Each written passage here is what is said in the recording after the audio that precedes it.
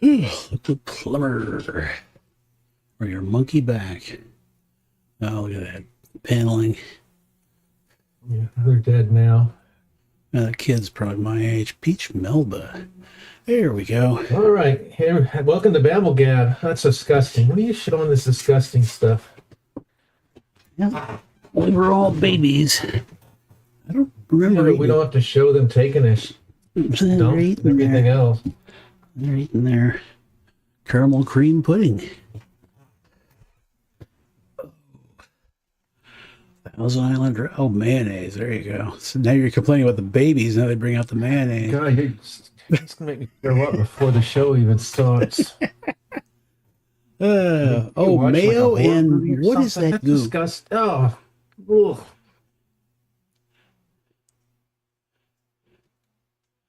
Recipes.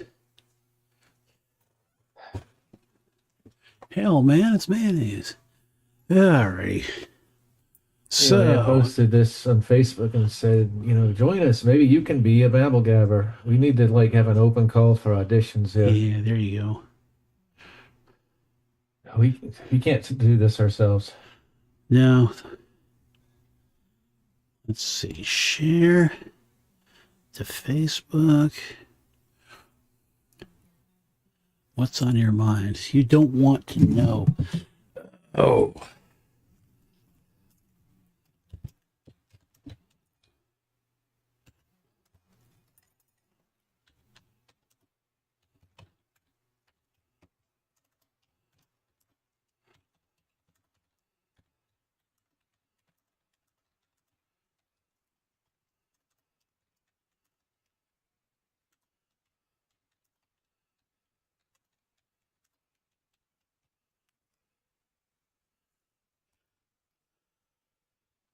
I guess you're right. We probably shouldn't start it.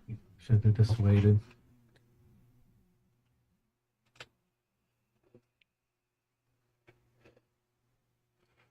Razzles. I don't know. But see, there's turtlenecks and there's turtlenecks. And the ones that, see the four horsemen of the apocalypse are coming after you because of that damn sweater. Contains guar gum. Oh, here you go. Bring out your Bring dead. out your dead. The same thought.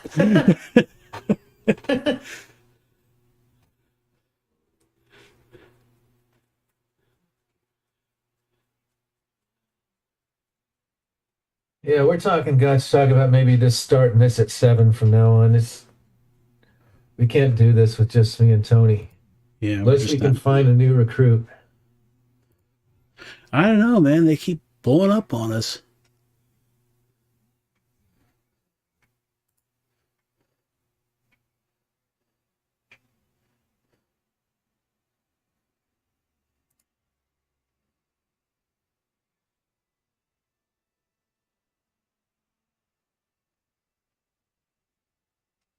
Proceed at your own risk.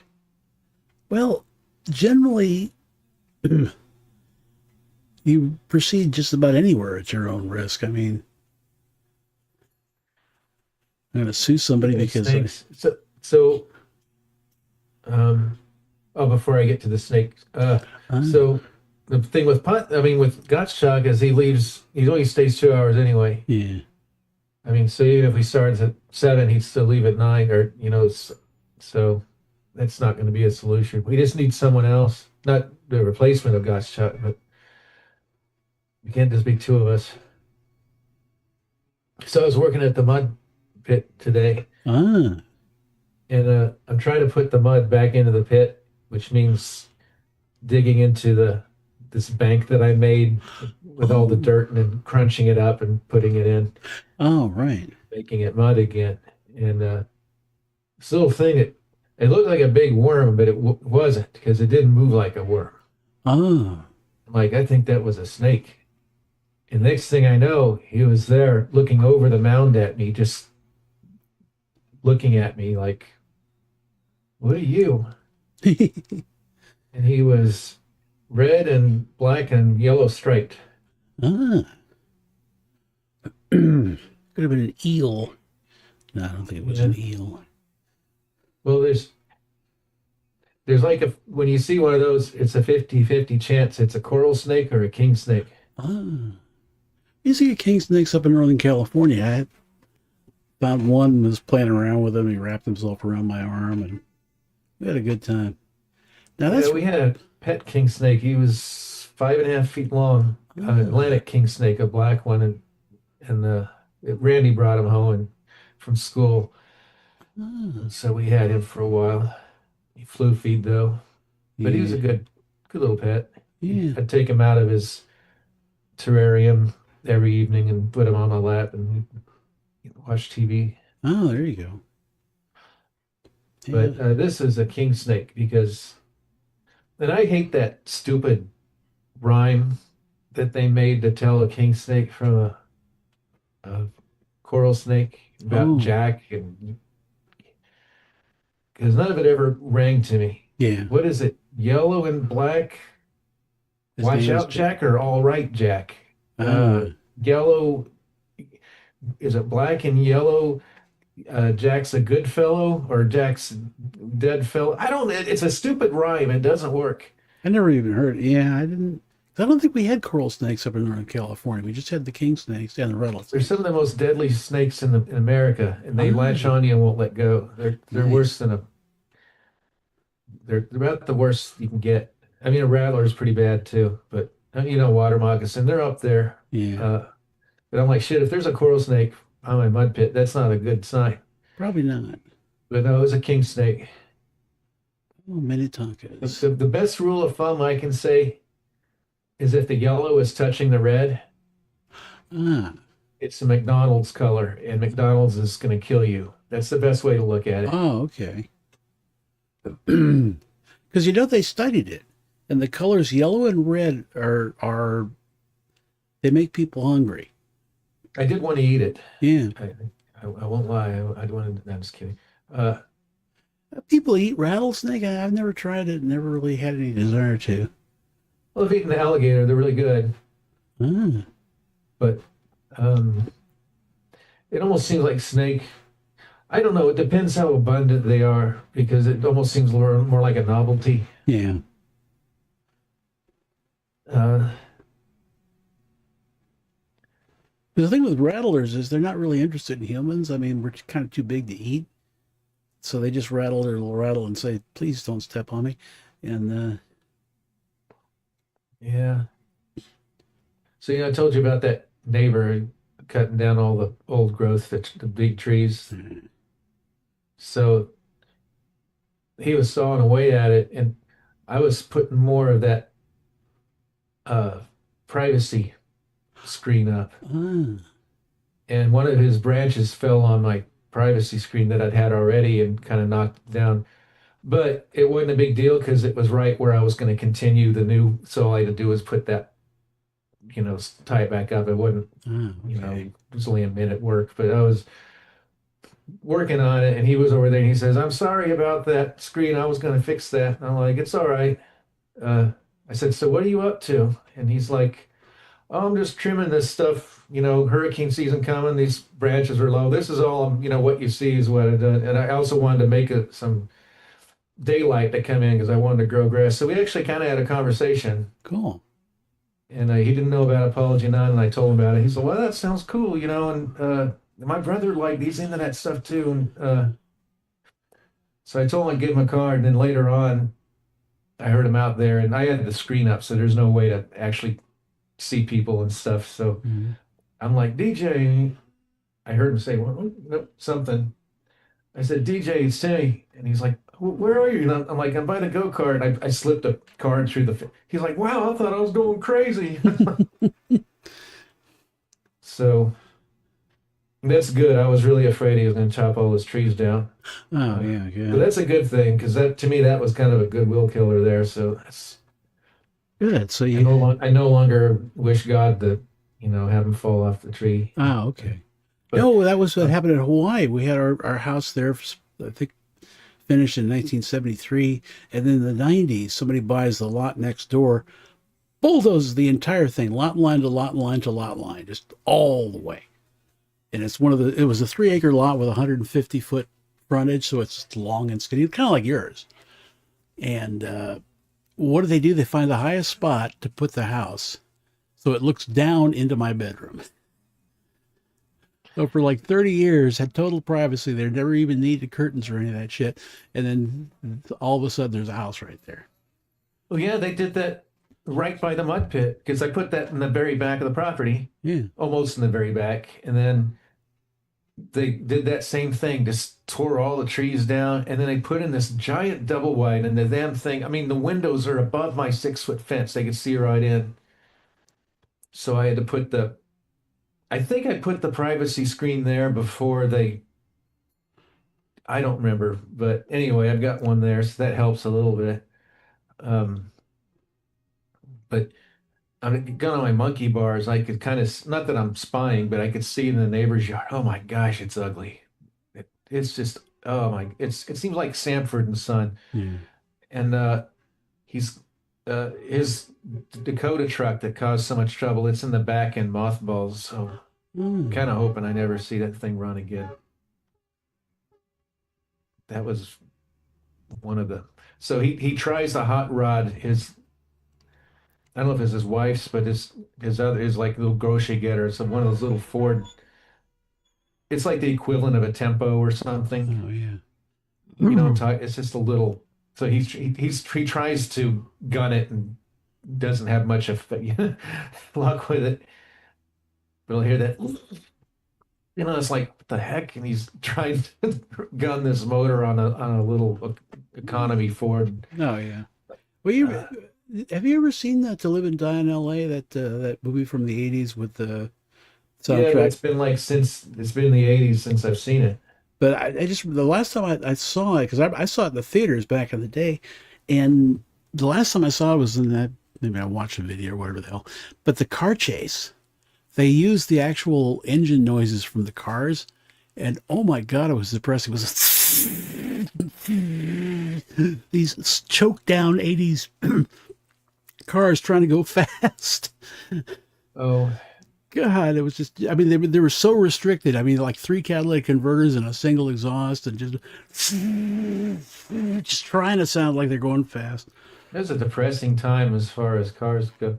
I wonder how they got that truck to a jackknife I think they had like that. a cable on it. Because if you look close, I didn't notice it at the time, they're on the wrong side of the freeway.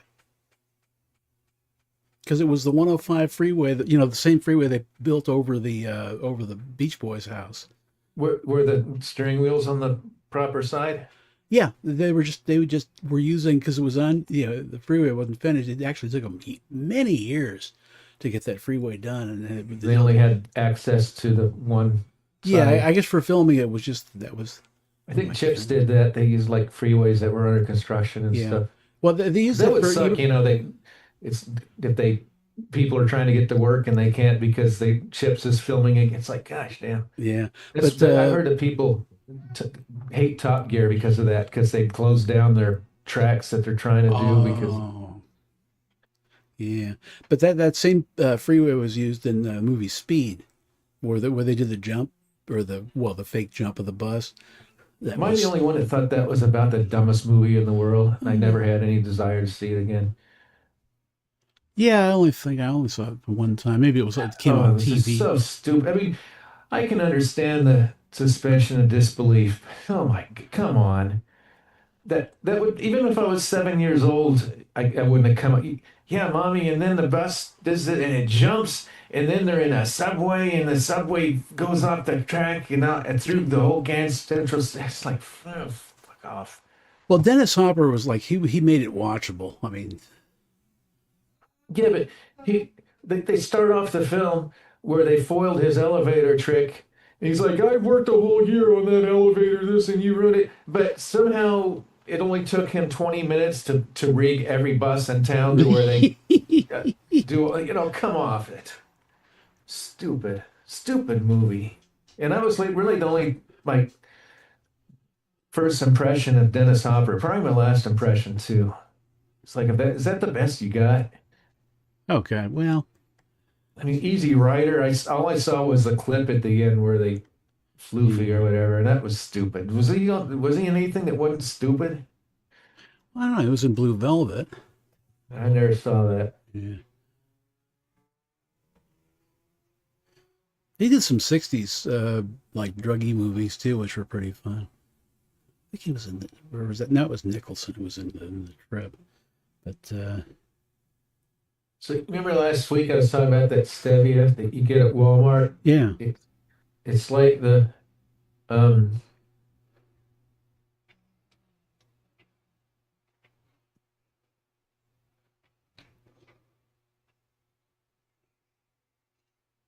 Hmm. it's like the first ingredient is it's called toxic boobagoo or Oh something. yeah, I love that stuff. And that's the first ingredient. It's like I thought I was buying stevia, but when you read it, it says made with stevia. So it's like, well, what is this toxic boobagoo? So I went to Amazon to try to buy pure stevia without any additives, and I found one, but it was like 20 or 25 bucks. I'm like, well, let's see, let's give it a try. So I got it, the bag was kind of small, so I was a little disappointed. Oh shit, this will last a weekend. Uh, but then I read it, it said this is 300 times more powerful than sugars, Yeah, so test it. yeah. Because if So you I get, just put a little bit into my tea, mhm. not a bunch, and wow, they're right. So this might be a good alternative. There's none of that toxic boobagoo in it. That's right. Because if you get the little packet, if you go to a diner and they have it, in the sugar packet thing, it's got like Did they have stevia? I've seen it here and there. It's a Usually it's little packet with Splenda. little tiny little bit of dust in the corner of the packet. Yeah, it's pretty potent, so I think I might go that route. So, I mean, little Yeah, I goes think a long way. that's why it's low calorie because you just don't use that much of it.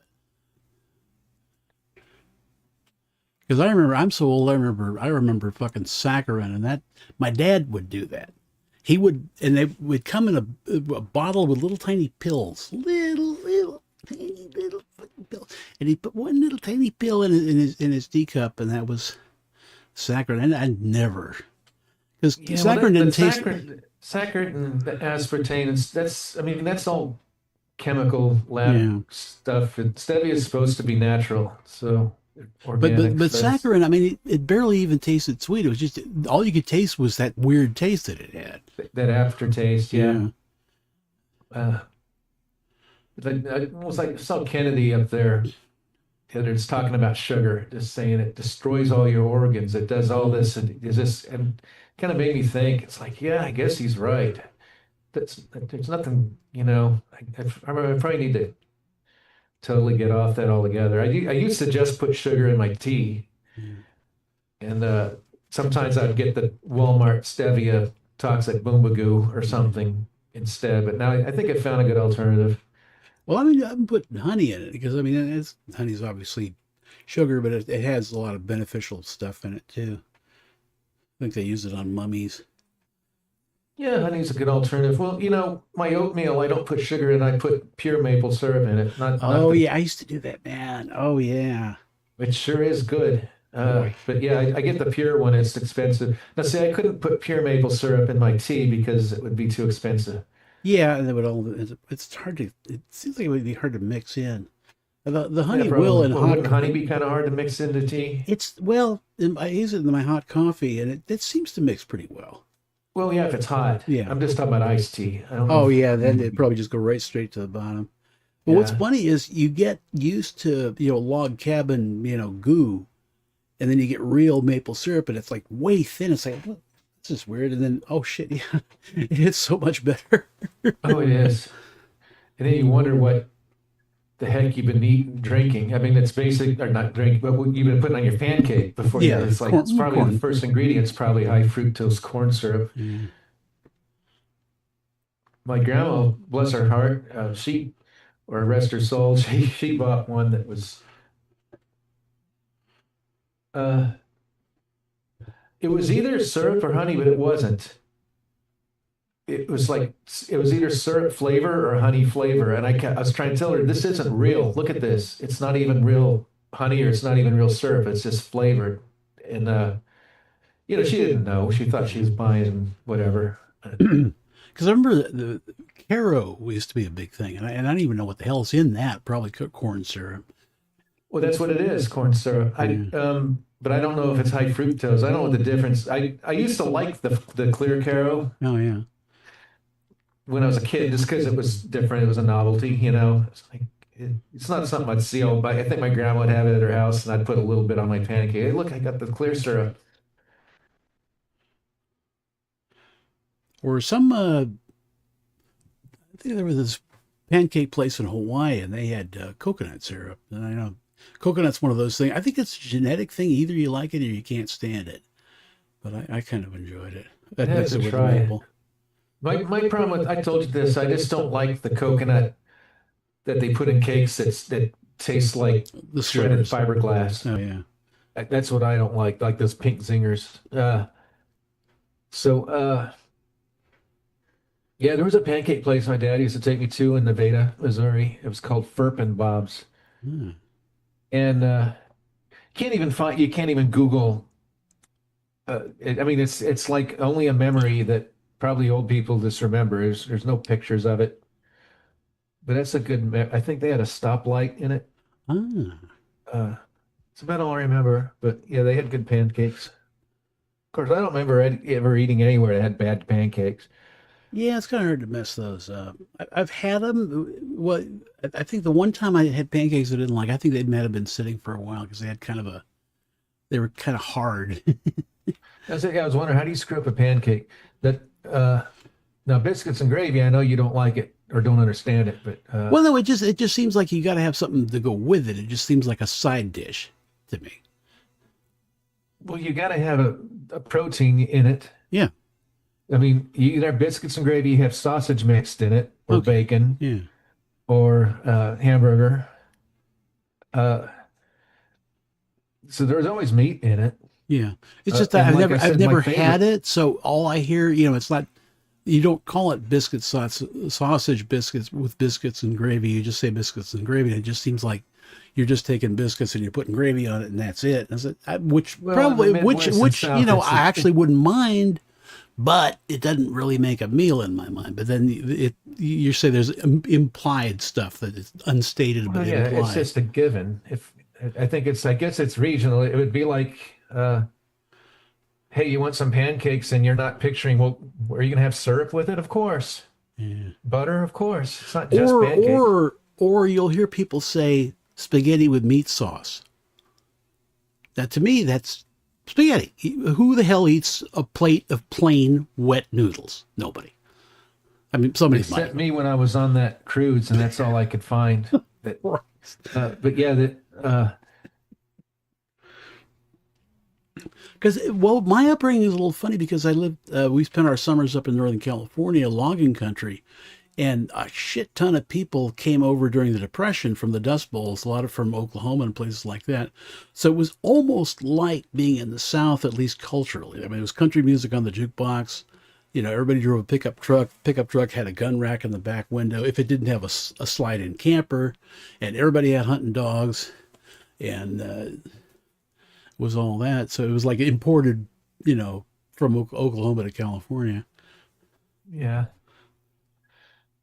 Or kind of like if I say I'm going to have some tomato soup, Yeah. it's pretty much implied that I'm going to put crackers in it and maybe some shredded chicken or Yeah. something to, you know. But yeah, I've heard of Bakersfield. That's what I picture. It's like I picture. Yeah. Molly and I went to Bakersfield to see the Monkees, and Molly had made like a mixtape on CD, and I rented a Chrysler 300 to drive up there because I didn't think the old Mercedes was going to make it. And as we're just taking the off ramp to go into Bakersfield, who was the guy? Oh, good. I love telling a story, and then I can't remember the key name. But the country singer who was, it wasn't Buck Owens. It might have been Buck Owens. No. You're going way back. What song? Oh, the original, the one Ringo covered in the Beatles, Act Naturally. Yeah, it might be Buck Owens.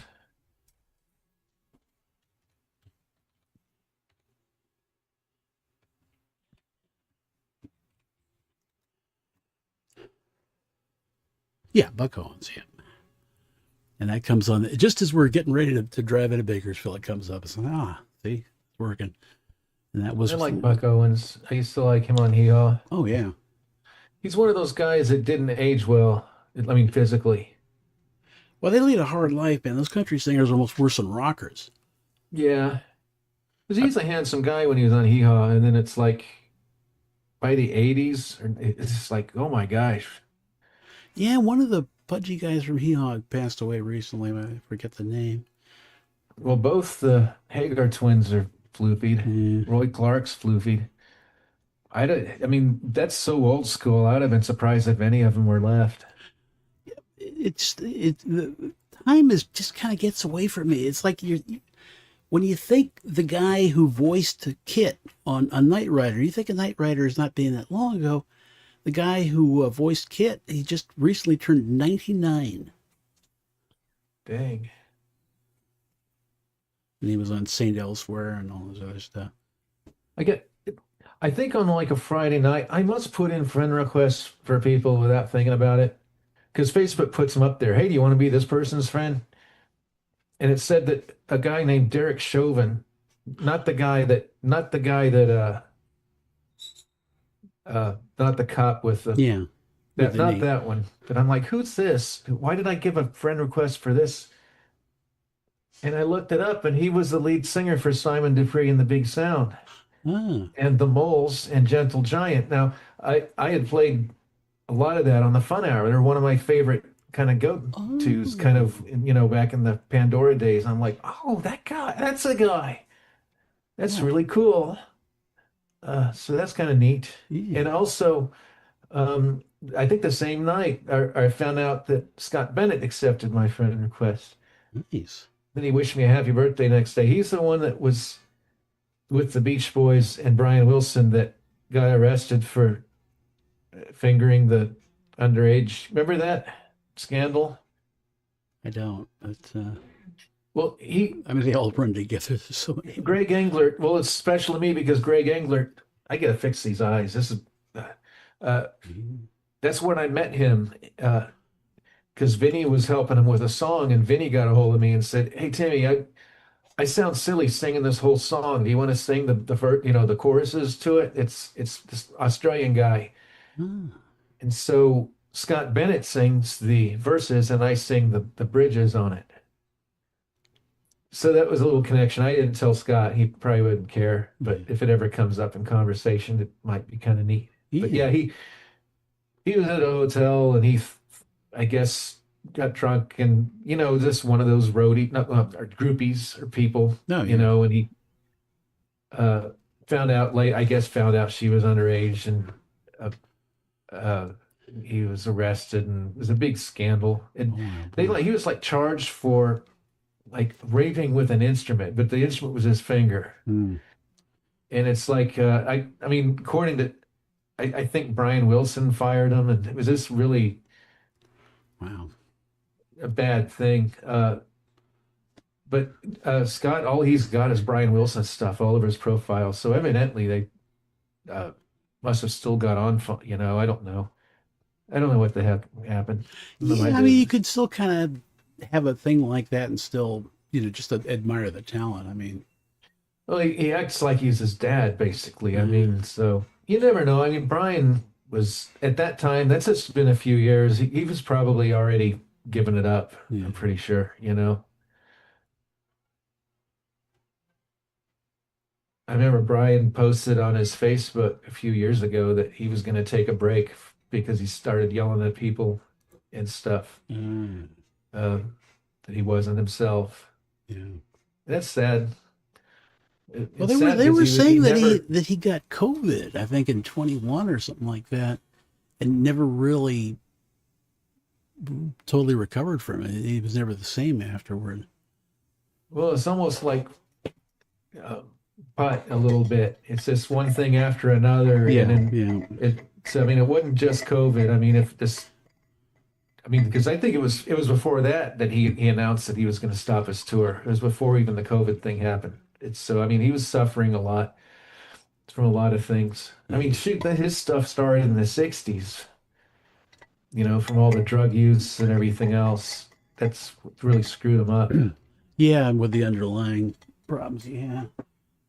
Yeah, he had problems, but I think that drugs Yeah, exacerbated it. yeah. I don't think it's like some people can't handle drugs and others can kind of to an extent. And I think, I don't know, I'm not an expert, but yeah, it's a shame that his career was cut short basically so right in his peak when he's barely starting. Yeah. But then, it's like, it seems like a lot of artists, they're hugely bright for a couple of years. Jeff Lynne, I mean, he was just in the mid 70s, he was amazing. He did the most amazing, but then that was it. Hmm.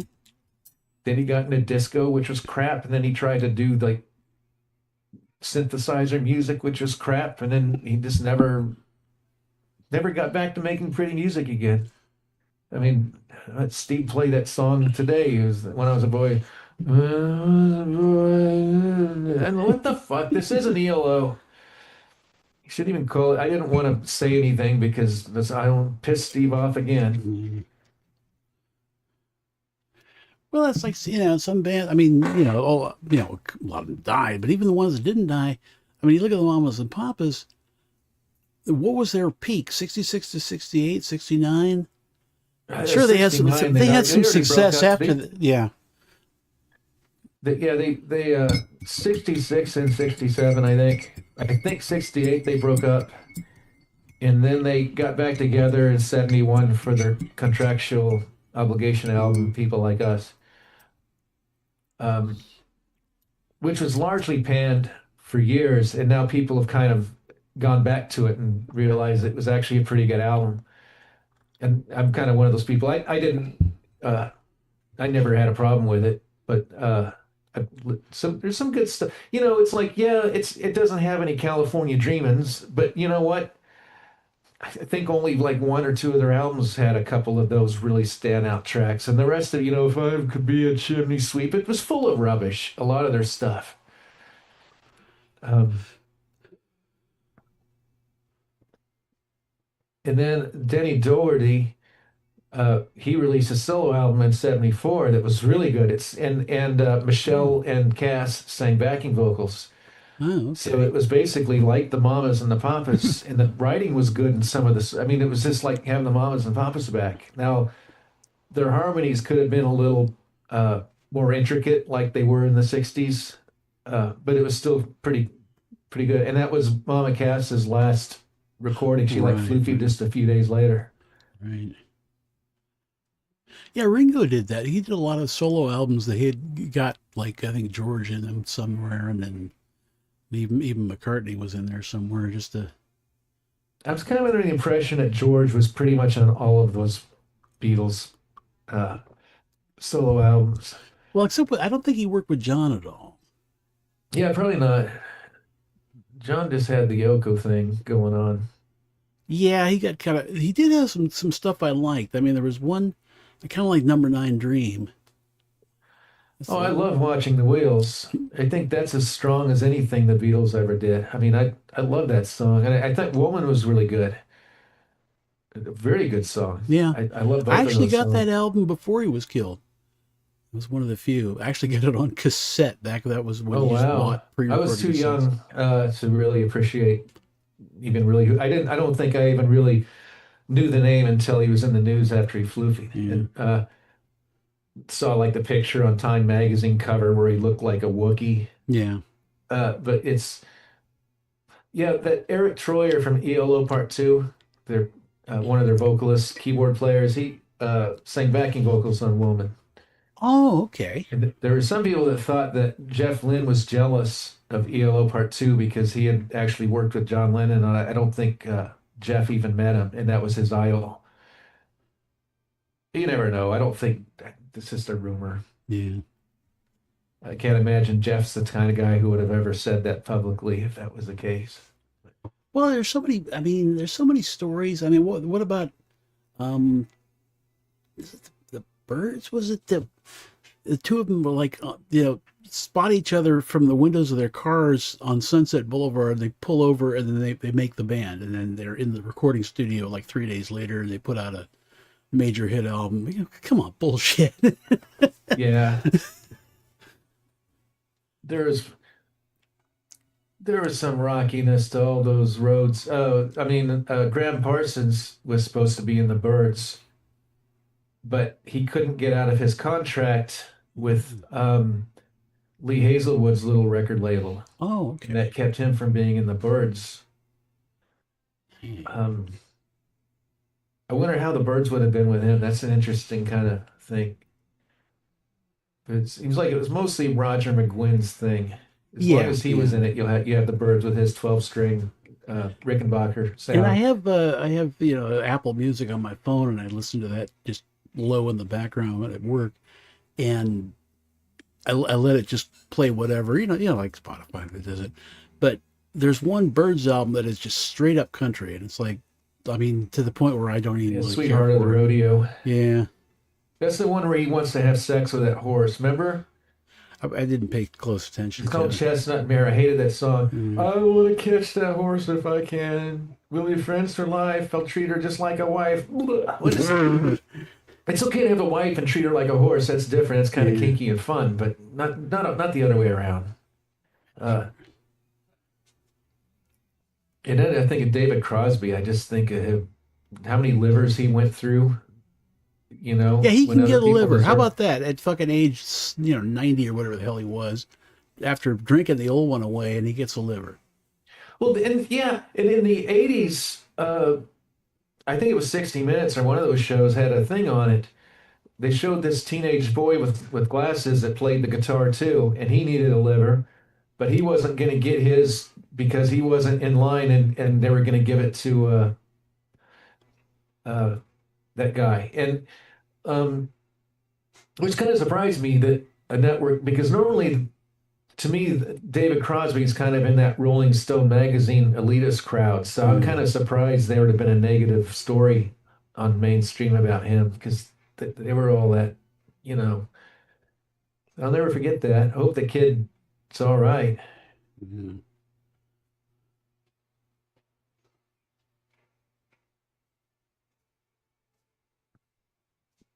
So I'm thinking of, I've been going through our BabbleGabs and writing down ones with Putt because I would like to make a montage for BabbleGab Yeah. of Putt and also have, some of his artwork and some of the scenes from the Polygyn on things. Oh Maybe have a yeah. little thing of Putt, Snow and some pictures of him, Yeah. you know.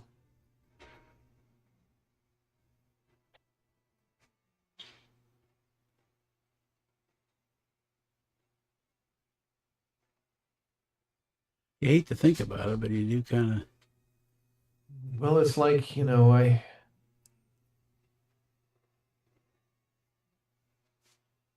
I dug Frilly's hole before, when she was still around, Yeah. It's not like I'm making it now. I'm just going through looking for Yeah. things. Yeah. Yeah.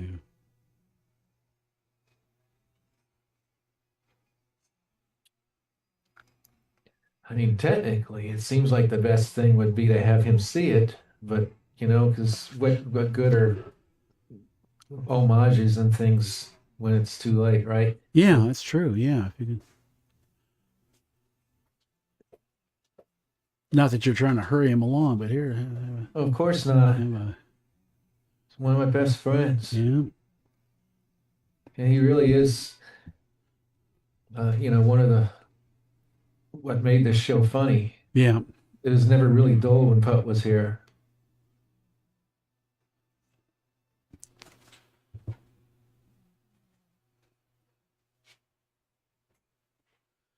That shock.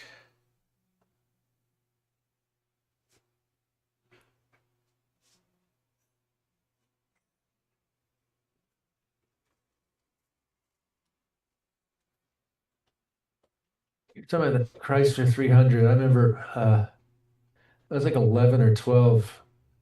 We went to one of my mom's company picnics, which is way out in the mountains, and took her friends Chrysler 300, and we were going over 90 miles an hour through those mountain roads. Now that's powerful. I mean, when you for somebody that doesn't that could just sound like, what's the big deal?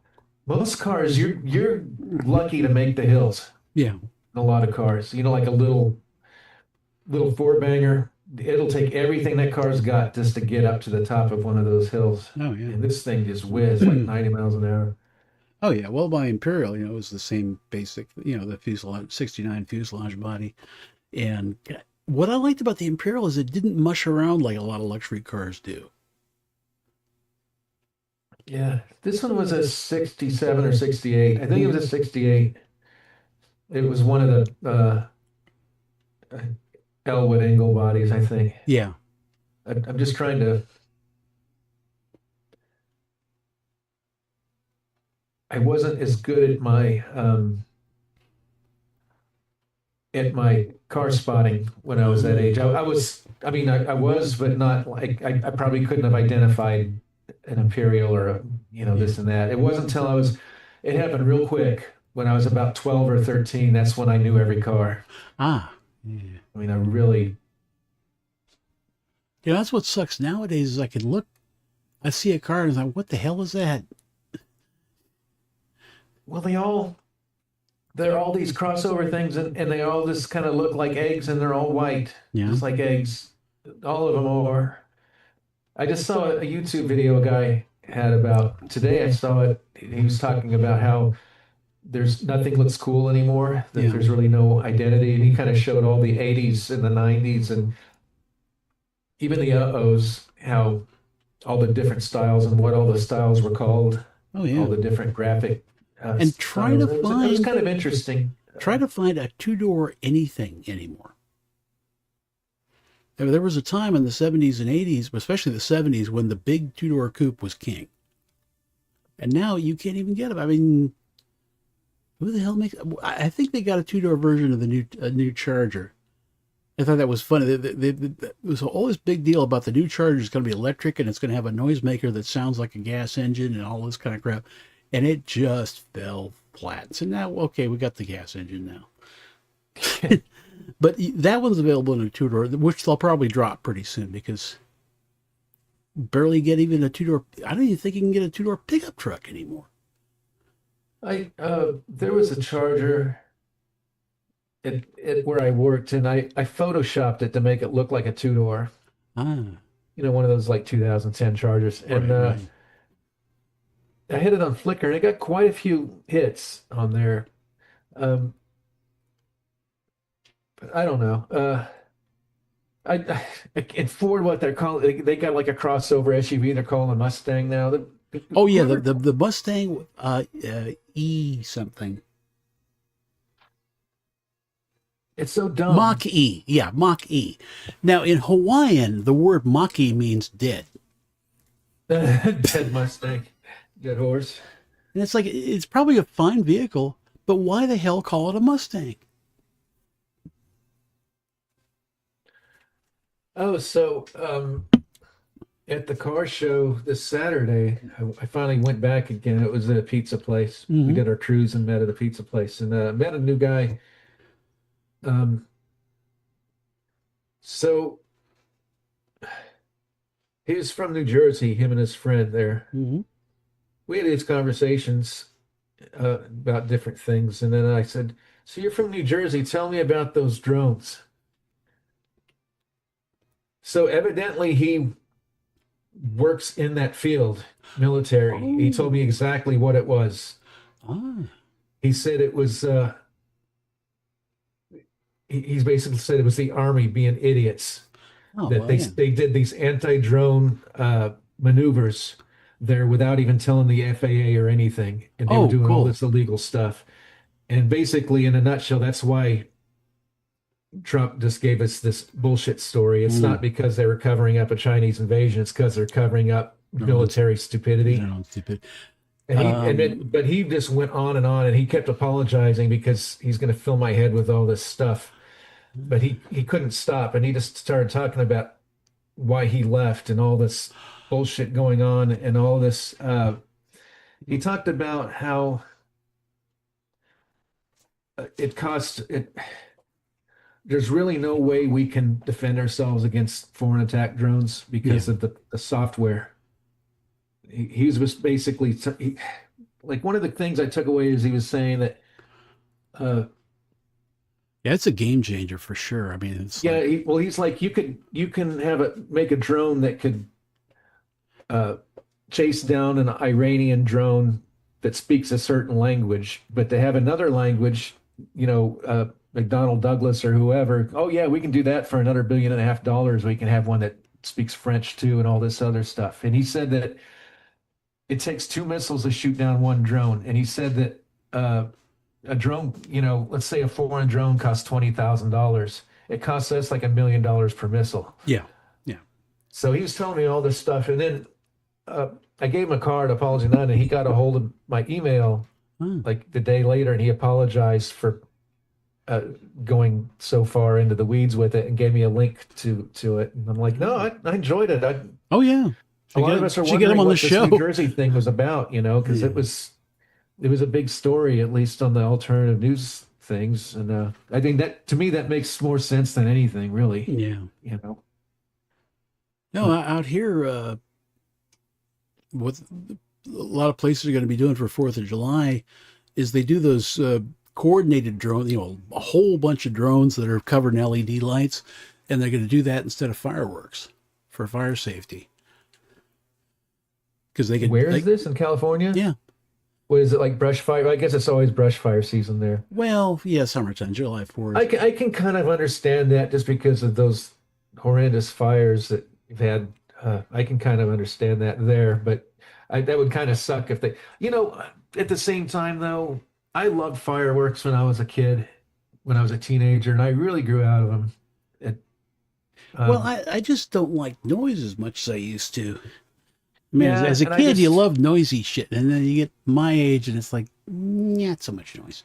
well, kids, you get they kind of we've got that destructive nature growing Right, up, and it right. kind of gets that out of you. And once I got that out of me, I really had no interest in fireworks anymore. And that, I mean, if a neighbor a couple doors down is doing the big ones, the big mortars, it's kind of fun to watch them a little bit. But Yeah. when I was a kid, I would get a big paper shopping bag full of Oh, them. I yeah. would just be, uh, but I don't know.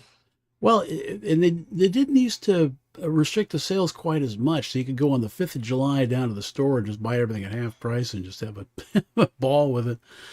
But Oh yeah, out in the country, you could probably even shoot them off for another week without too much hassle. But because I think we where blow we up were, toys. where we had our summer vacations, I think there was one cop, and I don't think I ever even met him. Oh yeah, He would have like a police car, like it parked at his house, one of those deals. It just wasn't necessary until the hippies showed up.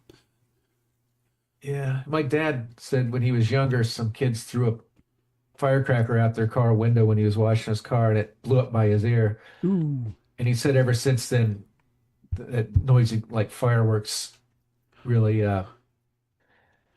aren't good for him. But I yeah. still bought the noisy fireworks. Oh, of course. I didn't ignore what he said, but I ignored what he said, if Yeah, that makes yeah. any sense. And he did kind of call me out on that. He didn't get after me, but he was just like he was disappointed that I still bought those fireworks after what he said. And I kind of felt bad. So I don't think I at least went down to the lake to shoot them off after that. Yeah. Uh, yeah, I just don't have any desire to ever buy one again.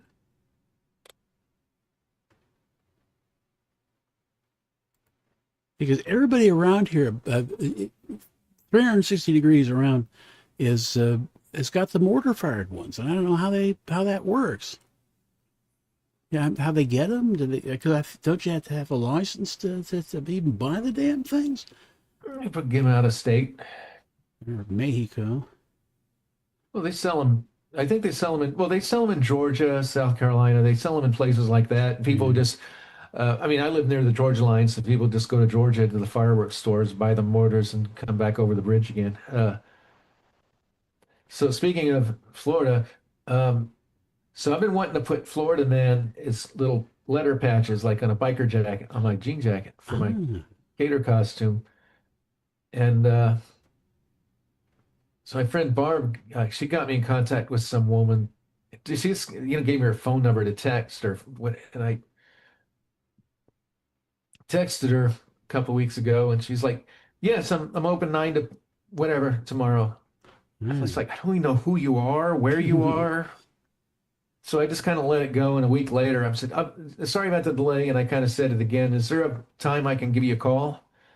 And she said basically, "Yeah, I'll be, 9." So I gave her a call and just went to voicemail. I said, "Fuck it. You know what? Hmm. I don't need letters. People will either figure it out, or I think that's part of one of the fun is letting people figure it out. Yeah, You know, uh, what is, I shouldn't have to say, if you're Darth Vader, you shouldn't have to have Darth Vader written on the cape. yeah, yeah. So Barbie Sherman died like 3 weeks ago, Godshot. Well, they're only reporting it today. No, it was like 2 or 3 weeks ago. I heard Bobby Sherman fluvied. Nope, he was People sick. He was people no, posted he his had picture on their.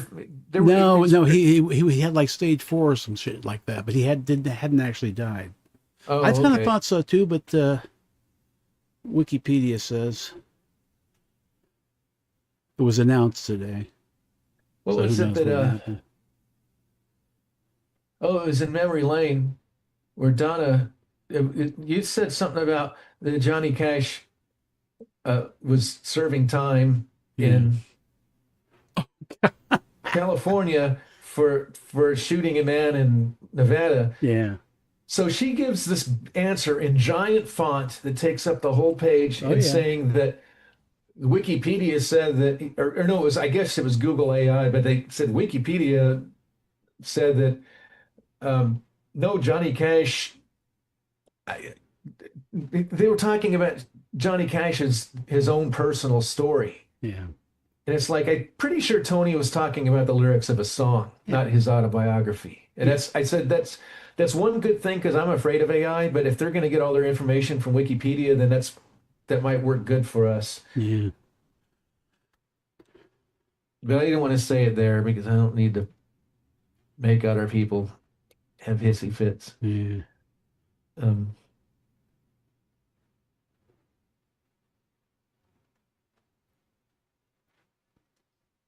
you were talking about Eric Clapton and having a show with all of his different bands.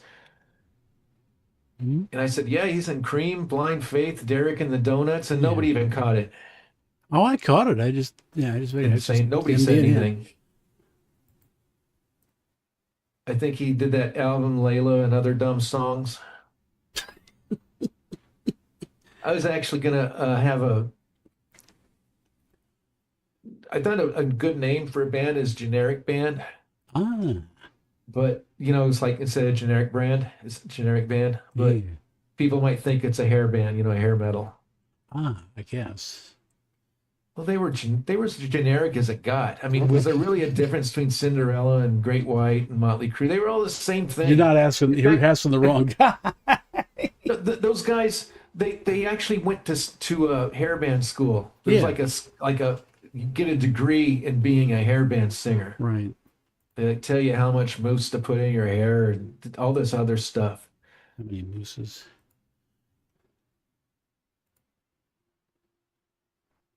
They had good range with their vocals that like the Yeah. lead singers did. I'll give them that.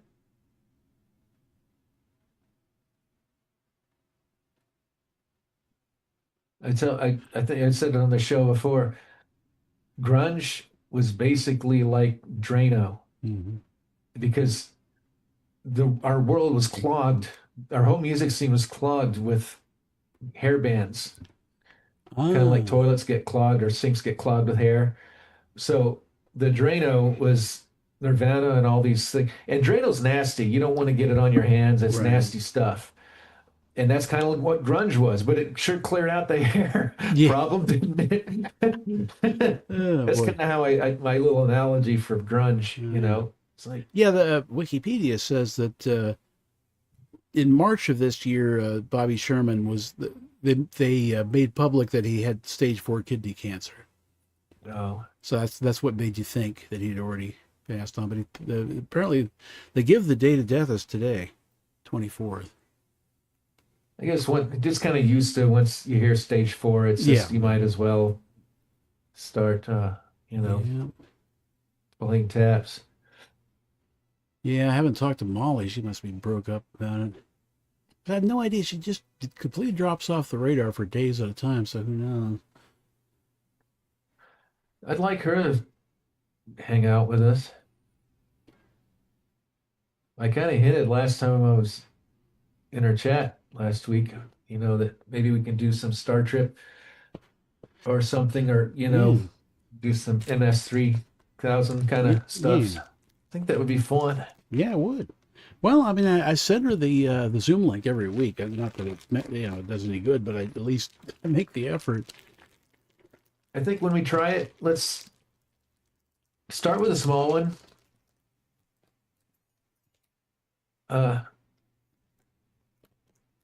to see if it'll work. Well, what? Huh? A small like Apology None episode. Oh, I see. Maybe like the really, really video. Right, right, right. Something where we don't have to dedicate a huge piece of time and just see if it'll work. And if it does, then I thought that'd be a nice thing to do on the Transformama channel. I think they would appreciate it more since they know Apology None is the characters for that. So dedicating a show to maybe watching, or at least an hour to maybe watching the last page of Summer or Star Trip or some of the other stuff and do our little. We always wanted to do it. Oh, Godstock should be here any time now.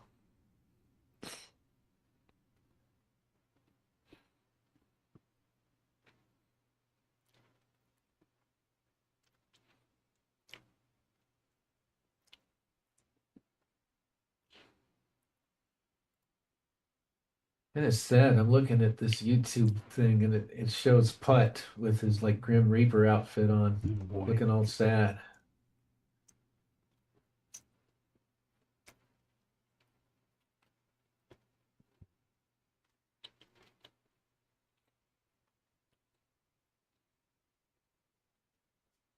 Bear? Oh, yeah, it is a bear. And Tony with his hair over his eyes.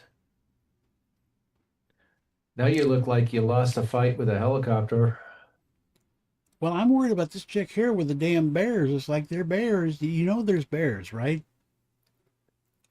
It seems like feeding. I don't know about the bear situation in the Northwest.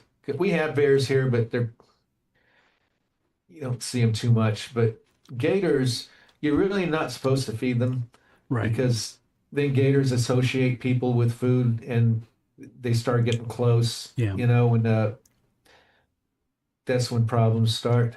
Because normally gators kind of want to stay away from people. Like a lot of Like even scary anything that animals. has common sense wants to stay away from people. Yeah, even scary animals want to avoid confrontation usually. Yeah. They uh like that snake today. That was so funny. It scared me. I got out of there. Uh but I'm glad I didn't floofy it since it wasn't a coral snake. Yeah. There we go. Hey, Godstock. Hey, How you doing? I'm doing all right. How are you? Pretty good. Trying to fix my new.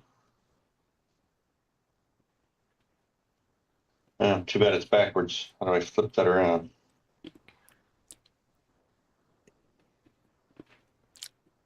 You notice I kind Welcome of, to Boomer Tech Online. It's not Yes. backwards. It's just you got to go into Zoom and video, the little settings, and uncheck mirror my video. Cool. See, you notice I'm shinier now, brighter. I kind of updated this today. Ah, I yeah, got bigger eyeballs, although the eyeballs kind of annoy me because they're kind of googly. A little bit of what did I want to say? Marty Feldman.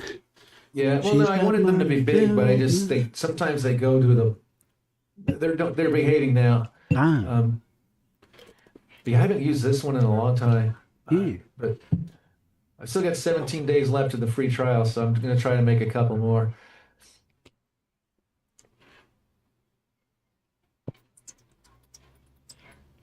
So what's the topic? What the hell are we going to do? Yeah. We really need to find somebody, Chuck.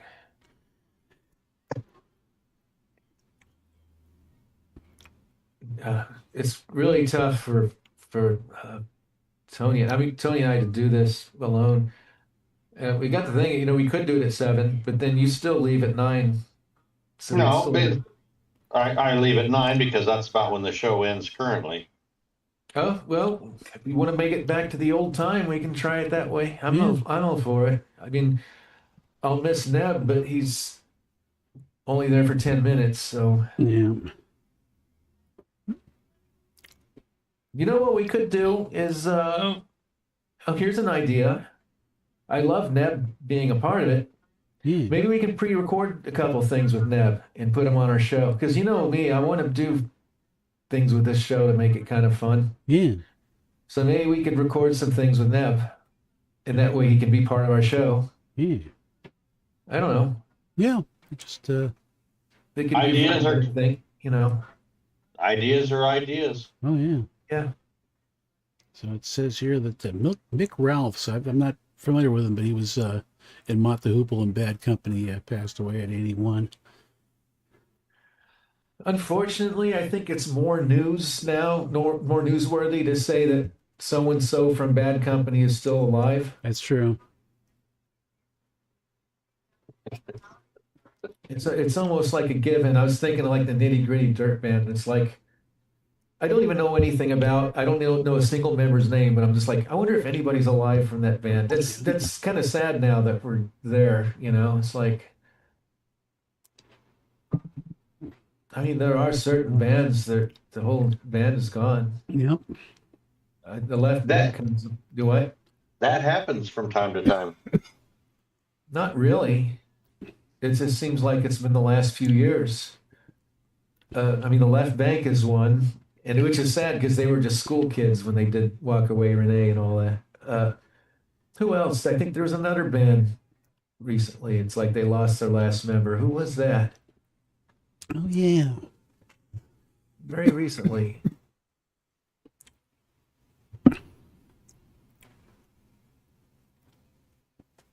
I'm not that hip on the bands. Like most of the bands I'm familiar with, most of the members are still alive. So there's the two YouTubers that I think are okay.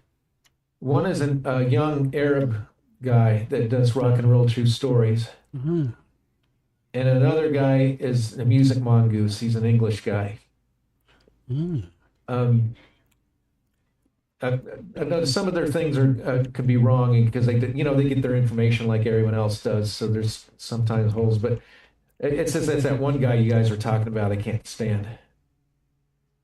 I get it. Do what? Good old. I said I get it.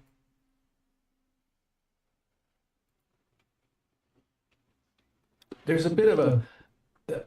I get repelled by some people on YouTube. The things I hate is when they're like 10 facts about something that you never knew. No, you fuck off. Don't tell me. Even if it was. Oh, they do that all the Even if time. it was astrophysics and stuff that, of course, I never knew. Don't tell me what I do and do not know. I automatically won't pick on it. And I think that's kind of like that guy with the glasses that's always happy, the guy you were talking about. Professor Rock. I actually haven't watched one of his shows in probably over a month now. Yeah, he just Well, it's like any other thumbnail. He says, "Oh, this song, caused erections in the 1970s," stuff like that. And then you watch the show and you go, "I don't know what the hell you're talking about, dude." or everything he was talking about. It's common knowledge. It's just like this band didn't have anything going for them, And then they had this, and then this happened, and you look and it's about fucking My Sharona. Who the fuck cares? And why are you acting like you found gold? You know, it's just like you found something that nobody, and the way he acts like he's just discovered this thing that's going to change all of our lives, the way he acts. And I got sick of it because I used to watch him. And after a while, I just like, I had enough of this guy. I don't like him. And But it's that kind of stuff that has him 2.5 million followers, you know. So that shit doesn't matter to me. You can bot followers now. We should do I know bots you for can. this thing. Oh, speaking of followers, Transforma is up to 20K now. And BabbleGab is up to 167. Yeah, we'll be caught up to Brilliant Garbage pretty soon, our dead channel. I'm seriously considering finding that old phone number and seeing if I could call it. What's the worst thing that can happen? They say no or just don't respond. what's that? Trying to think of that two-factor authentication that Google screwed me up with. Yeah. You know, they try to find my old phone number and call it. Or I would text it, I guess. It's just such a stupid thing. Yeah. I hate that YouTube and Google don't have an actual help desk, you know, unless you're a partner. It pisses me off because Apology None was a partner and they approached me to become a partner. And then all of a sudden, a couple of years later, I'm not a partner anymore because they raised their bar, you know, and they still put ads on all my Apology None stuff and I don't get anything for them. Not a fan of YouTube. Wish they'd go out of business. YouTube, if you're watching this, wish you'd go out of business.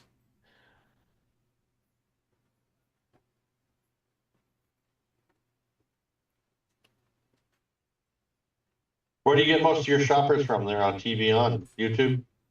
No, the TV. They're all boomers. Yeah. So we have this new, what was it, twerp? What is this thing? This messenger service? WhatsApp? Where we talk about this show. And every once in a while I'll get this notification sound, you know, wake me up from my nap or whatever. I go, I think Lauren's wearing an extra button on her blouse. I'm like, what the Well, turn off your notifications. Yeah, but what's the point of even having it then? What's the difference between having that or Messenger? It's both the same. I don't get notified with Messenger. Except, you know, WhatsApp isn't, you know, monitored by Facebook or... Oh, they're monitored by somebody. Yeah, but it's not Facebook. You sure? It's probably monitored by the same people that monitor Facebook. I like the fact that you could create a group and, you know, we can invite our fans. Okay, I'm just kind of joking around. I like that it's on the computer. I don't have to get on the phone with it because I probably wouldn't have done it if it was just a phone thing because I hardly ever use the phone. WhatsApp is an American social media, instant messaging, and voice over IP service owned by technology conglomerate Meta. So it's owned by Facebook. Sweet. I thought so. I wasn't going to tell you you're full of shit until I actually had a source, but unlike everybody else. So what's the advantage of it then? Well, that you can create your own group, I guess. Well, you can also use it to make international calls for free, in case you might know somebody out of the country. Because I use it to communicate with my brother Patrick because he's in England. I suppose that's. Well, if I end up going to, I hope I get to go to a film festival out of the country before it's over. And that would be a good thing to have, I guess, just in case my call, in case my phone doesn't work. Because the last time I did that, my phone didn't work in Europe. But I think I might be able to buy a plan or an add-on for the trip to do that. So we'll see. Well, I don't even know if that's going to happen. What am I doing? No, well, you got a plan for what might happen. I was telling Tony, I got these 2 rejections in the last week or 2, which I don't these care. 2 erections? Did he say erections? No, he did not. It didn't even sound like he said that. Don't try to be Steve. We will eventually get Steve back. Don't yell at him now. Gottschalk's gonna. Yeah. We're just gonna I'll see just- his. We're I'll gonna just see his leave, too. picture for an hour, and then. Why are you guys mean to me? But see, I'm different than Steve because I'll go like this. Oh, You know, okay. I'll do Well, this. so will he and, you know. occasionally. That's why I was kind of surprised last week. I can only think because I watched that show again, trying to find precious moments for it, and we didn't say anything to him. He's got something going on in the background, just blamed it on us, is what happened. So anyway, I don't remember what it was. Oh yeah, these rejection letters. So I had one. I don't remember who they were from, but it pissed me off because I had paid like $40 for it. Oh, And I was more pissed at myself. I'm like, why did I pay $40 for a film festival? And then I got rejected by Macon.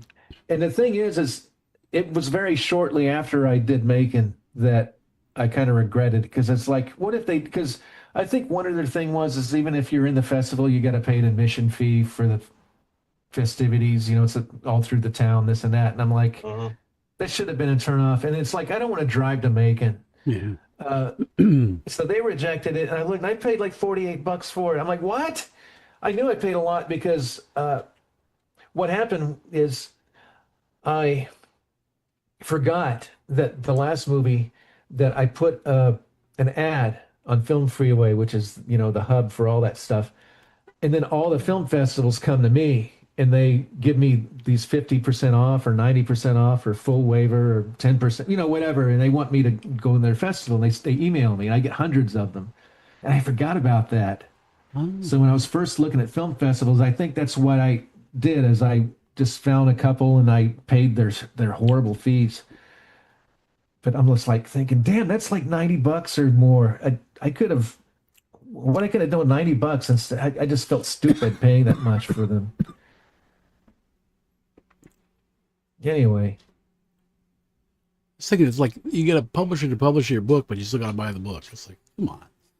yeah, there's another, yeah, exactly. And there's another regret was I submitted to one that rejected me last time because I have a blacklist of ones, and I usually check the blacklist, and I didn't check it that time. It was all at the very beginning of it. I think my mind just wasn't with it because I was just trying to finish that film, and I had so much going on at the time. That's all I can think. I've still got like 100 of them to probably go through. Oh, but I do have subtitles. I have captioned. I've closed captioned the film, and I've got burned in subtitle versions. So that will open me up for certain film festivals that would have declined before. So. Can you imagine listening to your movie in French? Well, I mean, they made Jerry Lewis very popular. I've only watched one film with subtitles that were foreign. That was Passion of the Christ, and really, it's the only time I think I've ever done it. And you get into the film and you don't even think about it after a little while. That was like that T-34 movie that we watched because it was dubbed. And the problem is that all the voiceover actors that did the dubbed version, they were all like California surfers. And well, see, they were just like the subtitles, you become immune to it, or at least I did. I just couldn't take it. I had to switch over to the original language and then turn the captioning on. Well, that's I appreciate that. I just couldn't handle a bunch of. I didn't even think about it until you even said it. Yeah. It was just so weird because they just talked like friggin'. Did you ever see that movie, Godshot? What's that? T-34. Yeah, the Russian movie, and it's a crew of a T-34 tank in World War II, and they're. Yeah, it takes place in World War II. It's basically, and I said this after it was over. I said this was kind of like Fast and the Furious with army tanks. Yeah. And which is kind of what it was. It was nicely done. It was a Russian movie. It was impressive. I have to watch it. Yeah. Yeah, it was. Well, Putt and Tony and me, we would have movie nights on Zoom every week, and we'd take turns, each one of us showing a movie. And I think that was Putz, was it? Or was it your Tony? No, it wasn't me. I'd never heard of the movie before. Yeah, it was Putz. That was a good one. And then he gave us a crappy one about what was that crappy one he gave? Oh, it had Christopher Walken in it, and it was so boring. I can't And even Putt, if you're remember. watching this, you know we love you, but it was kind of hard to get into that movie. It was this very slow paced kind of drama thing. I can promise you, Putt's not watching this. You don't think he'll ever join us again? I spent some time on the phone with him today and stuff like that, and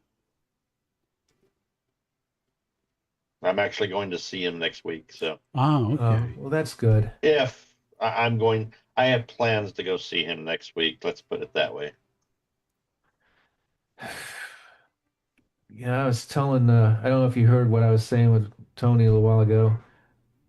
I've been going through our precious moments, just trying to find the best putt clips, and I'd kind of like to make a BabbleGab montage, but also have some of his artwork and some of the Apology None characters he did, and maybe a little piece of Fuck Snow and just some different things, some pictures, and make a little video. Our pal, it's so depressing. I'm gonna, at this point, he's still with us. Jen said I could share stuff with everybody, but I don't want to, I don't want to bring the show down. So. Mhm. Yeah, but it would be, as Timmy was saying, earlier, it'd be nice if he could see a little tribute to him. People. Yeah, It's the Sonny Bono effect. Share nothing nice to say about him his whole entire life. He dies and it's Sonny, and it's like, fuck, didn't have one kind word. He could have used that warmth probably when he was alive. Yeah. Mm-hmm. So, yeah, they called me today. He basically just wanted to say he loved me like a brother, and we've always been brothers, and that he started, he's very emotional, and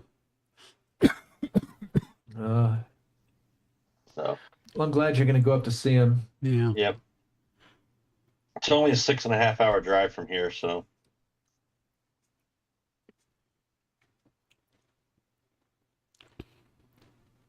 But he's still with us and he's still fighting, and I'm going to encourage that, and maybe he'll beat this, but in reality, no. I'd go too, but you guys are like the best. You need your private time, Nothing says you can't go some other. You don't have to go to the same time I go if you don't want to. Yeah. He really needs the spirits lifted, but yeah.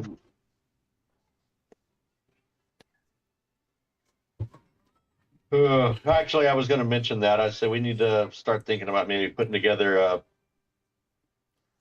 Putch. I was trying to come on a play of words and say like Putch's moments, Yeah. Or, Yeah. Our precious putt. Yeah.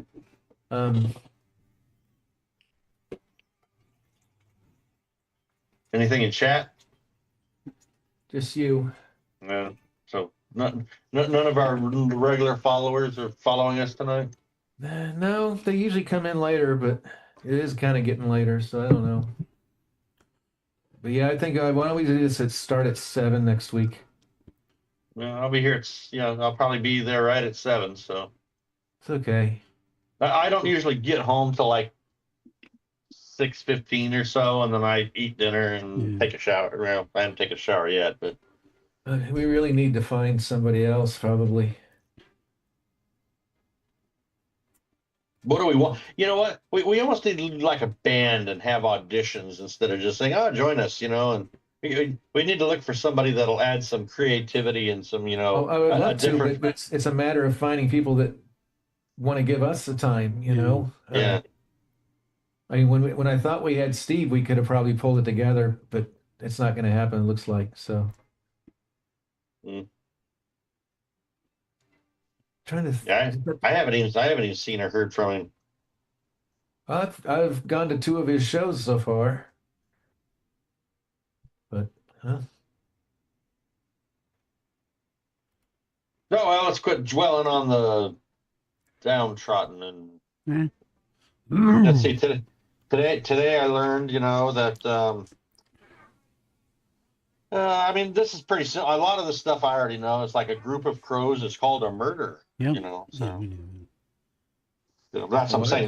This book is almost like too basic. I like it when it gets more into the more kind of obscure facts and Well, aren't like orangutans like a group called the Congress or something? Yeah.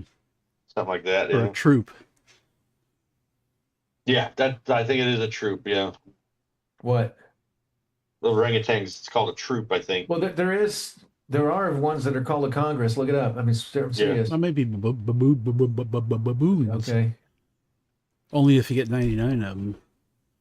So like cows kill more Americans each year than sharks do. So Ah.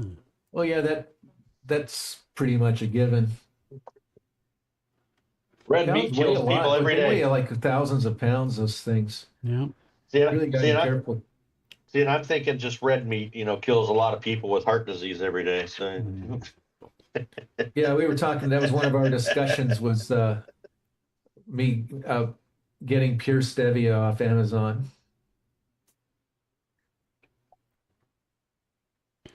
oh man. Okay. Oh wow. I mean, I know I said let's be upbeat and everything else, but you got some of those things in the back of your mind that just are fucking ticking away at me. Yeah. Really.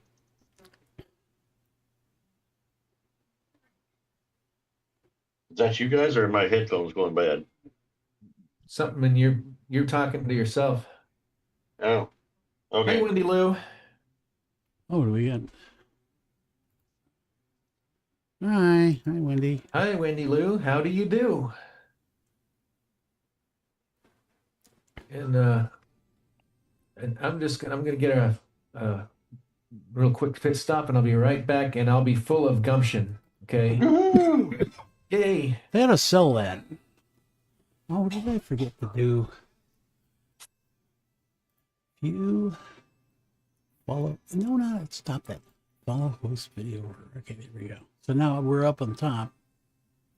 I gotta look. I was like having my face down because my camera is like in between the two monitors. I got one like a 22-inch monitor and the big old TV set, and the camera is right in between the two of them. That's the thing with Zoom is almost you have to have two monitors. I know it's strange. Mm-hmm. Yeah, I'd never had two monitors before, and then somebody gave me this big old LG TV set, and I've just been using it as a second monitor. It's like, oh my god, why I never tried this after all these years. Crap, I'm on my phone, so Yeah. you're doing better than I am. Yeah, that's the tough part is it's like trying to perform surgery on an ant, and just trying to look what's here or there. That's kind of my two monitors. I got my phone down here that I'm on, and I got my laptop that I can kind of monitor, chat on YouTube a little bit. Yeah. Yeah, and I still got the phone. I can look at other goofy crap.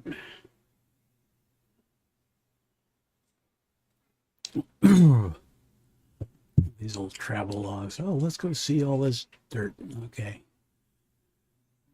That's some great dirt.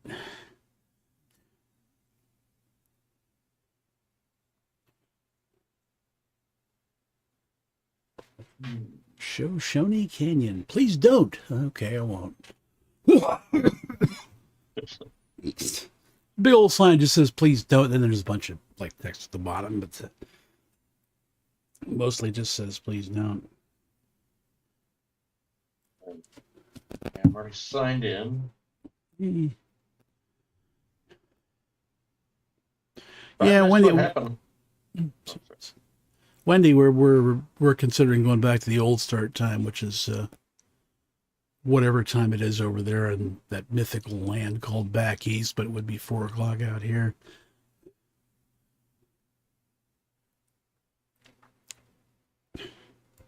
Like Wendy Lou. Oh, there is Wendy Lou. Okay, now I'm in chat. Okay. Oh, there you go.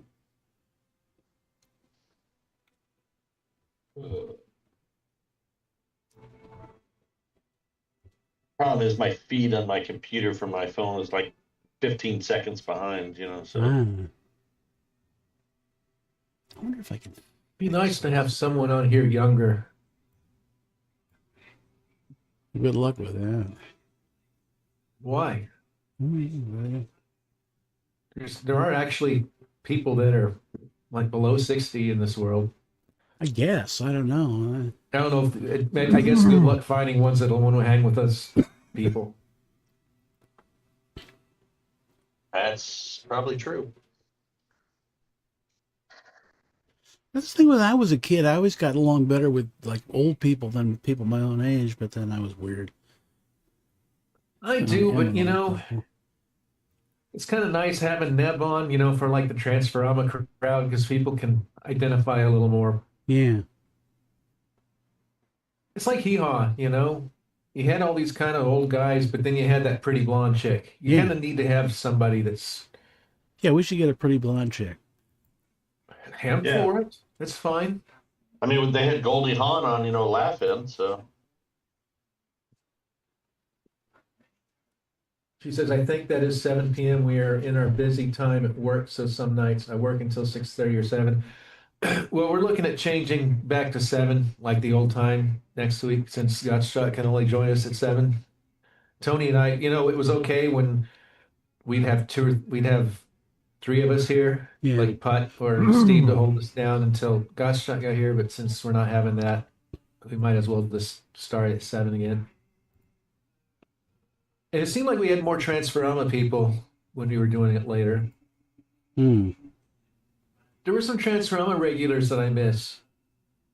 Remember Barry? Yeah, we actually had him on the show.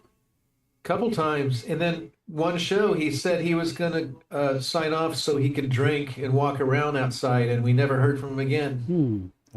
Crap! I hope Maybe nothing he happened drank. to him. Maybe he drank too much and went outside walking, and that was the end. You know? It could be. I don't know. We just never heard from him again. And then there was a woman that The kind of woman? reminded me of Laura a little bit. That Ah. was from the Transforma crowd. Remember her? She hung with us a few times. And it's there were a few of them. Hawk Stop and Ether. I Yeah. haven't seen any of them. Or that one guy who's like a cop in Mississippi or something, has like his own show or something. Oh, or- belt loop. Yeah, I kind of got Belt Loop. I quit going there because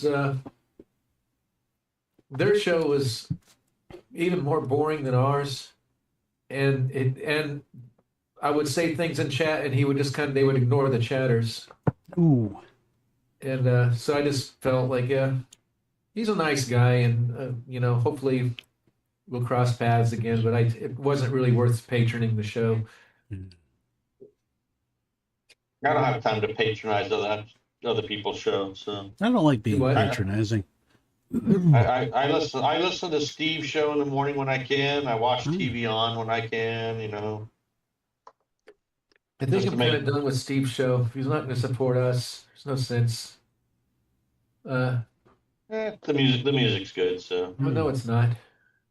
okay. It's 80s. And it's not the 80s that I want to hear. It's the 80s that I've heard a billion times. Well, I don't want to bitch about Steve. I at least planted some seeds. I said, I like this song from OMD better, but nobody ever plays it. And, well, I mean, if he was here, then we could have continued that conversation. Maybe I'd have been there next day, but, it's okay. The show isn't for everyone. Yes, Wendy, I had a very good birthday. I don't remember what happened. Oh, I went to a cruise on the island. I mowed the lawn. I worked on some Transforma stuff. I worked on some music a little bit, and I mowed the lawn, and I went on a cruise, and then went to had pizza. That's where the cruise ends, at a pizza place on the island. Oh, there. So nice. that's where I ran into the guy that. Did you hear Gottschalk was talking about the drones? Yes. So you remember that big news story it wasn't on like network news, but it was on alternative news about New Jersey and all those giant. Oh yeah, all the drones they were spotting like up to like 40 of them in the air. Yeah, and then they asked Trump to get to the bottom of it, and he said the same bullshit story that everyone else said. Oh, it was just small airplanes and hobby drones. And everybody's like, bullshit. Don't you lie to us. You know, we got you in there to change all this lie shit. And so there's this guy that is having pizza with me. I'd never met him before. He had a 61 Army Jeep. Oh. And him and his friend just moved here from New Jersey. And I asked him, we were talking about New Jersey and Florida and the different things. I said, oh, so tell me, do you know anything about those drones? And he kind of smirked. He says, that's my career. I'm military anti-drone reconnaissance. Oh. So what happened? He said it was the Army big in their buffoonery. He said they started doing these anti-drone reconnaissance maneuvers without telling the FAA or anybody.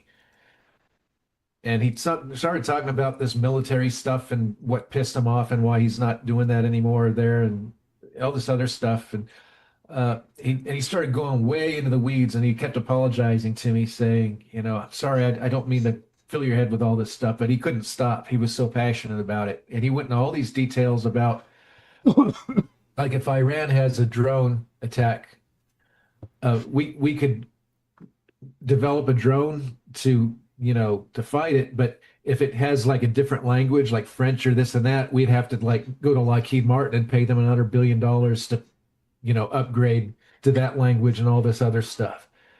And he said that for every drone that we attack, it takes us 2 missiles for one drone. And he said a drone, you know, can cost $20,000 and a missile's like $1 million. So he said it's, at least at the current state, he said it's not a good situation. But he actually, I gave him an apology on the card, and he found my email, and the next day he apologized again for talking so much about it and gave me a link. I hadn't looked at the link, but he gave me a link to stuff about some of these drones. So I don't know, I thought it was interesting, and it makes sense why they're lying about it, because they're just covering for the Army doing stupid shit. You know, Well, about 5 years ago, when I was still in Colorado, they had like massive swarms of drones out on the plains that were just in the middle of the night hovering around, you know, pastures and stuff like that. And they never did figure out what those drones were about. no, it could be the same thing. You know what they were thinking is what their thought was is that, you know, there's a lot of shale petroleum and stuff, you know, in those stuff, and they were using the drones to geologically, you know, map. Oh, yeah. So they can start fires and kick everyone off the land. Yep, that's it. But yeah, it was a pretty good birthday. And I guess I'll be having pizza every month. Yay. Yay! Yeah. Well, it's nice because, you know, you take half of it at home or more, and then it's dinner for a couple days. Yeah. Well, as I read, you know, you actually only have one birthday. The rest of them are just congratulations for making it another year. Yeah, that is true. I'm officially that age, the over the hill age. It's all downhill if I live to be 100 now. I've reached 110. well, no, it'd be 110 now, Yeah. wouldn't it? Well, that's depressing. Yeah. You got I'll more never be behind you than 110. ahead of you. It's a wonderful feeling. Do what? You got more behind you than ahead of you. The things that depress me a little bit is when I think about, you know, like say the mid 90s or the early 90s. It doesn't seem that long ago at all. And if I take that same amount of time, I'll be like in my 90s or what am I doing? It's like, Yeah. what? This wasn't that long ago. Yeah, well, Seinfeld was on. You know, it's like, I mean, the last 20 years have been nuts. It's like, what even happened? In 20 years from now, I'm going to be 84. it's like that Rip Van Patten Yeah. novel. You know, it's just like sleeping and you wake up and it's 20 or 30 years later. Well, did you see that post I put on about Raiders of the Lost Ark on Facebook? I did. Where it said, you know, Raiders of the Lost Ark came out in 1981 and it was set in 1936. Right. If they were to make Raiders of the Lost Ark today, it would take place in 1980. It would have been boring. Well, I mean, you know, we talked about American Graffiti. because that was set in what, 62 or 63, Mhm. and it was made in 72 or 73.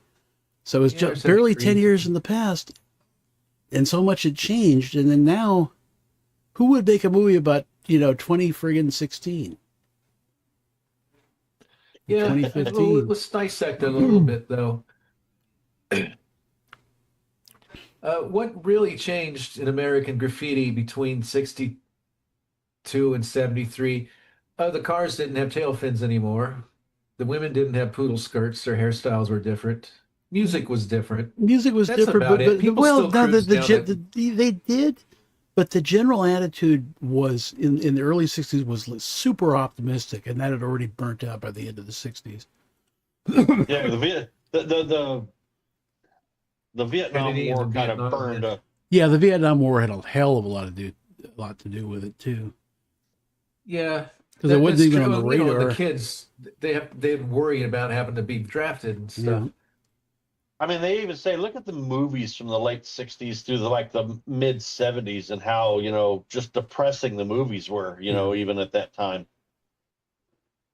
That that still depresses me. And Phil and I almost had a fight in chat on Steve's show because I was talking about, I don't remember what even brought it up, but evidently every movie that I think is stupid from that era, and believe me, they're all billion-dollar movies that are all Academy Award winners, Apocalypse Now and all these.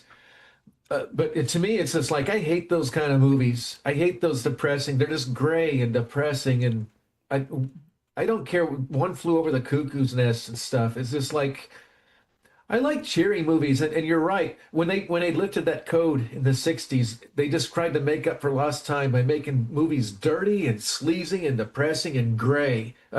Clockwork Orange, and these movies, everyone just acts like they're the best thing. And finally, and Phil loved all of them. Yeah. And admittedly, I haven't seen them all. I've seen maybe a handful of them, but I don't need to. Yeah. Just the fact that the critics love them means that I don't want to see it. Well, I've seen a lot of them. From the when you had even the Towering Inferno and Earthquake, and all those movies took place in that time frame. Yeah, they're depressing movies, but standing alone, they're not. I wouldn't say they're entertaining, but they're interesting. Well, when I think of Towering Inferno and Poseidon Adventure and stuff, I think more cheap, like made-for-TV movie, even though they weren't. They were probably billion-dollar movies given inflation, but it was just that Towering Inferno, it just seems like it seems like it would have Ed Asner and Mary Tyler Moore and all these people. Well, It just seems like it's a made-for-TV special. Well, I mean, it was Irwin Allen who came out of TV. He did Lost Yeah. in Space and Voyage to the Bottom of the Sea and all that stuff. And you can't really shake that off, even no matter what the budget is. And Yeah, but Towering Inferno, they had Steve McQueen, which made it. What?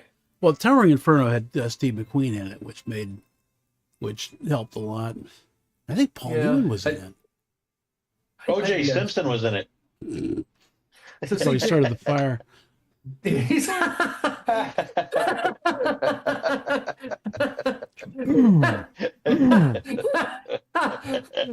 Okay, we got our first moment.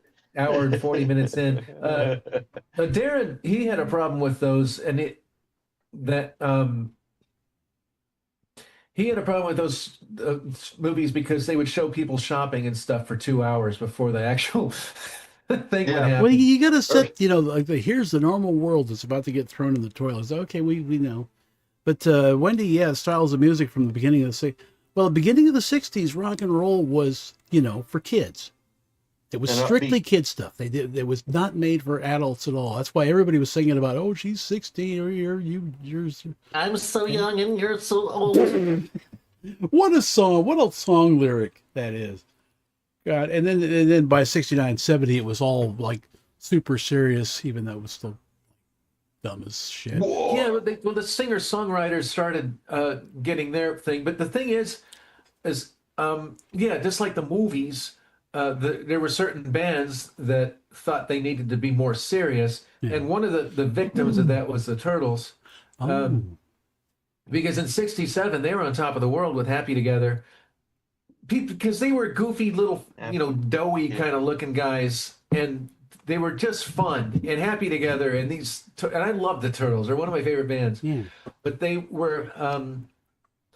The thing is by 69 or 70, they were like, well, we wanted to be more serious, And it's like, but you're the Turtles.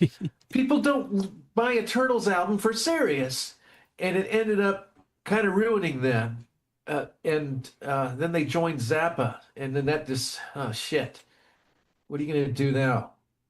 And it was just such a fleeting thing, because Howard Kaylan could sing like an angel, and then I don't know, by the time he did Zappa, he just his voice just sounded like Froggy. What are you doing? And then to speak of the original, and they say in motion pictures, in the 70s, Star Wars is the one that actually broke that, crappy, depressing movies and kind of launched us into a different, It did. And I would say to a lesser extent, Jaws, it was at least, I mean, it was kind of a horror movie, but at least it was well, that was fun. the whole. It was fun. Jaws was a lot of fun. Yeah. And, Well, and that's I, when I think Robert Shaw really made that movie. Well, yes, and I've said it before, and spoilers if you haven't seen it, but I thought that what they did to him at the end was my only problem with it. I think having the three of them swim to shore would have been absolutely fine. It wouldn't have taken away from anything, especially after his Indianapolis story. He needed that revenge. He needed it. It was, to me, they should have got rid of the stupid guy with the glasses. Yeah. Hoopa, hoopa. Hoopa, hoopa. Is that a pretty good barbershop? But those movies of that time came out of those three that graduated from UCLA, came out of Lucas, Spielberg, and Coppola. Lucas who? George George Steven Lucas, Steven Spielberg, and Francis Ford Coppola. Francis But Ford. Coppola did the depressing stuff, though, didn't he? He was more serious than the other two, but all three of them came out of UCLA together. Well, I mean, he did, The Godfather, which was serious, but there was like humor kind of like worked its way I in didn't here. see much humor in it. Leave the But gun. it's okay. I'm not saying it's a bad movie, but it definitely was kind of depressing. It wasn't like leave the gun. Take the cannoli. well, it was kind of funny with the oranges. Yeah. When the guy got shot. Remember when the guy got shot in The Godfather? Yeah. That guy. Which one? Well, every time there was always oranges, and actually that wasn't intentional to begin with. Really? They just realized, oh shit, there's always an orange when somebody gets killed. So they ended up, with Vito playing with the kid, and would put the orange in. So that part was concocted because of the other oranges. I think so. At some point they kind of figured, hey, this is becoming a theme. We got to go with it. Otherwise I think that was the only thing that really surprised me in the movie. Spoilers again, was that Vito or whatever, the way he floofied. Well, it's rare for a gangster to die of old age. Not many of them got to do that, and not in jail. And the way that he did floofy, because you would think that at least if he was going to die of old age, that he would have been in a hospital bed saying, do this and that and the other, and maybe make sure and he kicks him. Well, wasn't he in a hospital for a while, and then he got home and he was playing with his grandchild out in the backyard? And I don't remember the hospital part. Yeah, I just remember the one from when he got shot. I remember the one. There was one hospital part where where his son was there, and the gangsters came and he moved his bed to another room. But I thought that was when he was shot earlier in the movie. Yeah, that was the what drove most of the action. I remembered some of it. See, aren't you proud? Yeah. I mean, it's not my favorite kind of movie, but it's just a lot of quotable lines, and it's become part of the culture. You kind of it had more of a Little House on the Prairie feel than I thought it would. Well, that was the thing, but because Coppola would say that he didn't know anything about gangsters and the mob and any of that, because he didn't have any experience with that, but he knew everything about growing up in a large Italian American family. Mm-hmm. So that was his angle into the movie. So I had asked Howard Kaylan, the lead singer of the Turtles, if he wanted if I could have him be in one of my animations. when the Paul Nunn thing. Mm-hmm. Uh, and he said, "I will check you out, thanks." And he never said yes. Mm-hmm. And but he responded to every kind of like the Mad Drummer. He always responded to me, and was always nice every time I said it. But it wasn't until the day Gracie broke up with me, and I was just, you know, what happens with a husband when the wife leaves, you know. So I was at the lowest point of my life.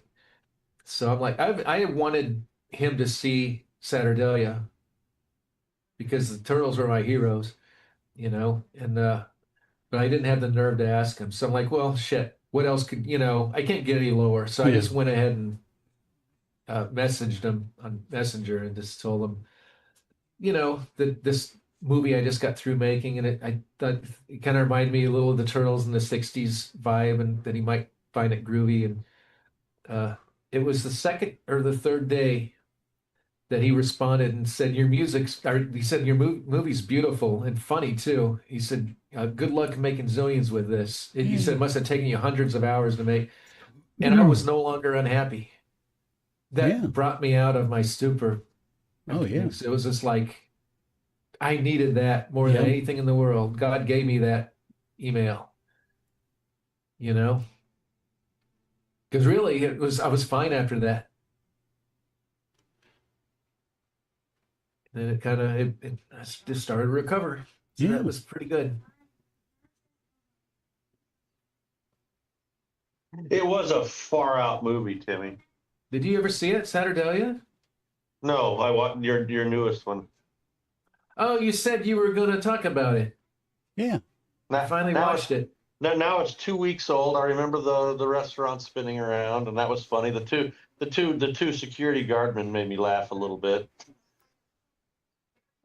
Really, that's all you got from it? Is just a couple little scenes? No, I mean I'm trying to think of it. Like I said, it's been 2 weeks since I saw it, so I'm trying to recoup. I mean, they Putt steals the song. They all got to get jobs. Hey, look what I got, guys! Hey, Yeah, they all got to get jobs. Tracy works for the musician. The musician, yeah. Yeah, I say Tony laughs at me because I say musician, but they Steve Arini's Terry's dad. Yeah. Yeah, and that wasn't originally there. It just sort of happened. No, we never talked about Terry Summers' family. We knew his mom was, but what happened is we had that scene where Rob and Terry are sharing a tender moment on the bunk beds, and then right before we were going to sleep, one of us, I think it might have been Steve, that said, "Yeah." Then Steve Arini's under the bed, pops out under the bed, or something, and I was like, what if he's his dad, and pops in the door? It just came that quick. And I think that was funny. That was almost like the game changer. Because it really was a game changer, because Steve Arini all of a sudden became a kind of more integral to the plot. Oh, yeah. And then we got the Hogleys sabotaging their shows. And, well, what about the Terry being trained to be a spy? Yes, all the different components of that, here's your T-shirt now, Oh yeah, and they and the part in Kansas City, this is something Neb might know. I don't know if you guys know. I know you've had to seen it. Terry Summers he's being discombobulated for the first time. Yep. So seeing that big bar of soap on the horizon. Okay, yeah. That was from a dream I had when I was 5. I was living in that same bedroom, and I looked out the window, and that big bar of soap and it scared me. And that's even the butterfly in the yard. It scared me exactly where the butterfly scared him. Now, when he's going down the hall and turns into a tiger, or thinks he is, into an anthro tiger, okay, yeah. That was the same hallway and the same exact space where that picture I have on Facebook of me and my brother, where I have the tiger mask on, where I'm 3. And Darren has that plastic pervert mask. Mm-hmm. Oh, Anyway, was that the Bob mask? No, it was way before Oh. that. It was kind of a see-through plastic mask with a mustache, and Darren said, "That's my plasticky pervert man." I mean, But you got to remember two things, Timmy. You made the movie, so you almost know it verbatim in every little scene because you that's created true. I've it. seen it literally hundreds of times. So I watched it from beginning to end 2 weeks ago, and again, a lot of shit happens in my life. But I do, I mean, like the bubbly cheese and like grilled cheese sandwich. That shit made me laugh. well, that was in the last page of summer movie. Did you ever see that one? Yeah, but that was like what 4 years ago that I saw. Yeah, that well, one? see, in the last page of summer, it was the same people in the same diner, and he said, she goes, "Why is my hamburger so big?" And he said, "What did the black guy Jeffrey say?" He said, there was one guy said, "There's ice cream in my root beer float." Oh, Uh-huh. oh, Jeffrey, the black guy said, "Hey, my hot dog's in the bun backwards." But in this one, yeah, why is there melted cheese in my grilled cheese sandwich? So when I got time, I'll sit down and watch it again. But I did watch it, so I watched the beginning to Were end. there things in the background that, because I You remember that's know, things. The detail in the background from the first movie, the things almost like the well, technology's come up and stuff flowed a lot, more, and you still had a lot of attention to detail in the background, and well, this one had, I mean, think about this. Star Trip, the resolution was about, I mean, well, like 480 by 360. Mm. And the last page of summer was 720 by 480, which was pretty low res when it was made, but if it would have been made 10 years before, it would have been kind of standard. This one was 1920 by 1080. So I had to, before I did this film, I had to take all the characters and redraw them to make them high res. Oh, yeah. things definitely looked sharper. I can No, tell thank you that. you. I'm glad you noticed, because I'm glad I did, because most of the film festivals, their bare minimum is HD. I mean, full HD, which is what mine is 1920. Yeah. So it might not have even qualified like I Las mean- Vegas. I mean, like some of the details, I noticed. I mean, in the last page of summer, I mean, like I said, I'm recalling this from 4 years ago. I probably need to watch it again. You just kind of had the standard backgrounds, and they were good. They were good detailed backgrounds. But in this one here, I remember the scene where the car is coming down, the van's coming down the roads, and the hills are kind of, undulating, as they're going down the hill. So it looked like it, more flowed, had more of a 3D, more composite feel to it, if you know what I'm trying to say. Yeah, I know what you're trying to say. Thanks. Yeah. Yeah, that I know what scene you're talking about. They were on their way to the city. Yes. Because I didn't have a lot of driving scenes in this, which is crazy because I love cars so much. But they're right after that scene you're talking about. They're going over a bridge, and under the bridge is a U-shaped road in a canyon, like a green canyon. And my little Mustang is on the road way below. But that was a dream I had. That whole scene with and in the following scene with the factories, that was part of the dream too. And I There like were how a lot of- you incorporated a lot of your characters that you use avatars here for in the movie. It was Oh, did you recognize any of them? the dragon, the horse, I mean, I don't think I had the horse. Oh, Buck. He's Yeah. the mule. He's a different. He's not my avatar, but I never thought about that. Maybe I could make one of Buck. And she's a different dragon than the one I use. The one I made for your request that I have on here. That's a different dragon, but so guys, but Tracy's been the thought was there. Yeah. yeah, Tracy's been a dragon like 3 times now. So yeah, they go to that part where Terry gets discombobulated. The whole bridge scene was all from dreams. When he's like on the bridge rail, kind of, and he's like looking at all the different bridges. Those were from dreams I had. And when he's at the bridge junkyard, that was from and you were in that dream. But the bridge jump guard, and he's running across the bridge and it's swaying while he's running across. That was from that same dream. And also the water globe was from that same dream. And I even, in the dream, I ran into the water globe and it disappeared. And it was just like, I put so much of dreams into this because I'd never heard of a water hologram before, but it just seemed like a neat idea. Yeah. But yeah, the guards, that's Vinny and Greg. Yeah, I saw the credits at the end. Yeah, Vinny Zumo. Yeah. Yeah, you know Vinny Zumo. And Greg is a musician in Australia. Now, in the last page of Summer, he played Doug the Thug. He's the one that threatened that kicked Timmy Transistor and threatened him on that rooftop. And he did good. I mean, the one that kind of looked like Elvis. And boy, when that movie became dark, I loved it, just how dark it became. And he just did, because he gave me all these different, he said he had some wine and gave me these different characters. And one of his, he's like, do and then he did this one thing, was like, where he just was serious. And I was like, that was perfect. So it was fun having him as a thug. Oh, yeah. And having the mayor in the last page of Summer, the mean one, that was my cousin Charles, who's in reality is married to Pam, who plays my mom. So in this one, I'm like, I'm tired of it. I didn't want him just to be a butthole. So I made him the mailman. He's like, I'm afraid of you. When Terry goes out screaming at. Now that I drew him exactly as he was in the 70s. Like when we were kids.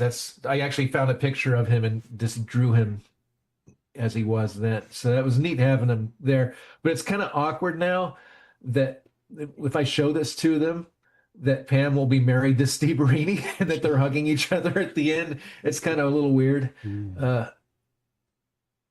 But yeah, we had that. I'm trying to figure out, we had Putt talking on a payphone in the middle of a movie theater. Oh, yeah. Hey, we're trying to watch a movie here. Hey, be quiet. I'm on a conference call. Well, I had that my extremely fat Albert guy. He's like, hey, be quiet. And I actually had Fat Albert be the drummer of the Hollies. What about the movie check? You know, it was fun. It was a lot of fun to do. We had the mud scene and the planned scene where Terry said, Rob, do you have any questions? How did you get those cool graphics on that little chalkboard? That's neither here nor there. It's neither here nor there. Put your phone away. It's distracting. It's got that big rotary phone. I have to commit more time to it and watch it again. When I showed it to this little girl, to my cousins in Missouri, there's this little girl there. Some random little girl. Yeah, this is some random little girl. Hey, little girl, you want to come over and watch a movie? No, but her favorite part was on the bridge where Terry was on the hang glider and he fell, and they were like, "Where'd he go?" And he was bouncing off in the melon truck. When he stopped being discombobulated, he's sitting on top of the bridge, looking down, going, "Oh." Oh shit! Yeah, he says, "Oh shit!" And when he says "shit," there's a truck horn. Ah, nice. Just like Smokey and the Bandit. Oh, did they do it? Well, there was one TV version where it was like honk honk every time they didn't like dub over. Oh, you smelly grape salad or whatever the hell. Because I saw one version where they redubbed it with just nonsense words, and another one where they had truck horns over all the swearing. The truck horns work better for me. Don't just make up words. Yeah. Well, at least the truck horns fit into the the genre, right. Into the movie. It's. Did they do that in the actual theater movie? No, goodness. No. Because it seems like TV versions when we would watch stuff on Channel 31 or something, they would take their cuss words out and replace them with stupid words like "you stupid guy." Yeah. Yeah. It's like you're ruining it. Just blank out the words and let us fill in the blank. If you're gonna do it, let us fill it in. Because I noticed that once I was watching the Bullet on TV, and that only had one swear word in the whole thing. Is that near the end, Robert Vaughn is telling Steve McQueen some kind of stuff, and Steve McQueen just looks at him, and says bullshit. Mhm. It's like the only swear word in the whole movie, and it came. They didn't bleep it or anything. Well, at least it's not the F word. I remember seeing Maud, and she called Walter a son of a bitch, Yeah. but in like a good way. You son of a bitch, and Mhm. I was surprised. I'm like, this is a sitcom. They said that, but no. I thought that one of my favorite times Terry became discombobulated, or one of the funniest, is when he's in the Sky Lounge. And you don't even, and he's just seeing all these colorful graphics, and the next thing he's standing in front of Ron. Oh yeah. And Ron's like, "What are you doing, Terry? You're supposed to be up there. And why is your hair curly? Did you electrocute yourself?" And he's like, "No." I mean, that's Yeah. one of the funniest things because you don't know what happened to him. Kind of like, Yeah, why is he wearing a traffic vest and why is his teeth crooked now? Now, I've probably got the TV genre wrong, but when he had all those graphics and stuff, it kind of reminded me of like the Partridge Family or something when they did things and you had those, It's probably I'm the sure Brady kids. probably something. I Well, the don't know. Partridge Family, yeah, they had all the birds um, coming out of eggs and stuff, and then they start walking around. Yeah, that was weird. That scared me, but not when I was a kid, but later in life. uh, no, but the part of that rainbow, not the rainbow when Terry was discombobulated, but there was part with these colors kind of going off at angles, these little stripes. Yeah, I remember what I'm talking about. That's what I'm trying to. Yeah, well, that part was actually there's a big flag, a banner at church, and that a woman made, and it says "He is risen," and she has those stripes like that, and that influenced me. I'm like, I can picture that when I hear this certain song. I had a song on the new album called Games Oh, or sorry. Every Game You Play. And when I hear it, I could picture those stripes and the rainbows. So I had to put that in there with it. Oh, hi, Rohit. Hi, is it Rohit? Rohit? Am I saying it right? Well, my guess would be Rohit. But, Rohi? well, there's a T at the end of it there. It's hard to. Well, let I us wish know they would how design to pronounce fonts. it, but I wish they would design computer welcome. fonts for older We're- fella. That was the What do you first mean thing. you guys ignore people? How long have you been here? Yeah. Well, I mean, to be honest, Wendy Lou was like 3 hours the ago. last person to comment, and that was like probably 25 minutes ago. Oh, well, hi, Ruit. Is that it? Better? Ruit? You're hit. There you go. Oh, we're not trying to ignore you. You don't have to yell at us. Anyway, Oh, calm down. well, what we were talking about is the new film. So you're kind of in on a little bit of a insider kind of thing. We're talking about I Want Here for Myself, which is the film that Apology and Unfilmed that was just released into the film festivals. So it's not available to the public yet, but we're just kind of reminiscing about it a little bit. Yeah, like that Oh, song. I'm sorry. We're not trying to ignore you. I just didn't see you. Ignoring someone means that we see you and chose not to, and that's not what happened. We just didn't see you. Yeah. But yeah, Because see, you stop expecting, anything happening in the chat after about, 10 or 15 minutes of nothing, and you stop expecting to see. yeah, you just kind of you stopped. When chat goes dead for a while, you just kind of. We were just, and I was getting passionate. I'm passionate about the movie, and we were talking about some of the funnier parts. Oh, thank you. We try to be. I really like the Sky Lounge stuff. Oh, yeah. It's like And, When it's he's funny, looking we at were her talking boobs. about, the rotating restaurant. Why could it even go that fast? Because it's a cartoon. That was your idea, Tony, because I don't know where we were. It must have been a BabbleGab we were doing this, and we were talking about. I don't know. You just made something about a rotating restaurant going fast, and everybody's like, and I'm like, that could work. Where are we from or where are we living now? I'm in Florida, Northeast Florida. Like Yeah. if Florida's shaped like a gun, Yeah. I'm right in the hammer. We would. And I won't I'm dox these other guys, but you can say where you're from. I don't Southern care. California. And I'm like in the middle of Florida, like, right in the middle of the handle. Okay. Right where the vein is. Yeah. You're not in the middle of the handle, or you're in the middle of the peninsula, right? Oh yeah, when Wendy weren't complaining. Oh, I the think it gun was, handle. I'm sorry. yeah. I messed. Okay. Is Oh, that If what you're you in the call a ham, gun handle? Is that what it's called? I thought it was a stock or what do you call? I'm it's not the a gun grip. expert. no, You're a cop. What it's a is little bit what of is an the part inside that joke you because the there's some gun that you hold in podcasters. your There's some huh? podcasters I I'm in, watch. The podcasters I watch that they deliberately get everything wrong about guns just to piss people off. yeah, just to get people to comment so they get engagement. Yeah. Yeah. Well, Uh, it's more to Did piss you guys people off. did you guys know in Switzerland it's illegal to flush a toilet after 10 p.m.? Probably, yeah. well, in Athens, you can't flush toilet paper. They're plumbing in the city. They can't handle it. You got to throw it away. 2,000 years old, yeah. I know. And in fact, when I got there, Keith Fellows, my friend, a musician friend, when he found out, he's like, "What? These people are the founders of civilization. You can't flush a toilet paper with your poo." The way he said it was so funny. Rohit is that, am I saying it right? Says Ohio. he's in Ohio. Um, what part? Well, I don't, not being nosy.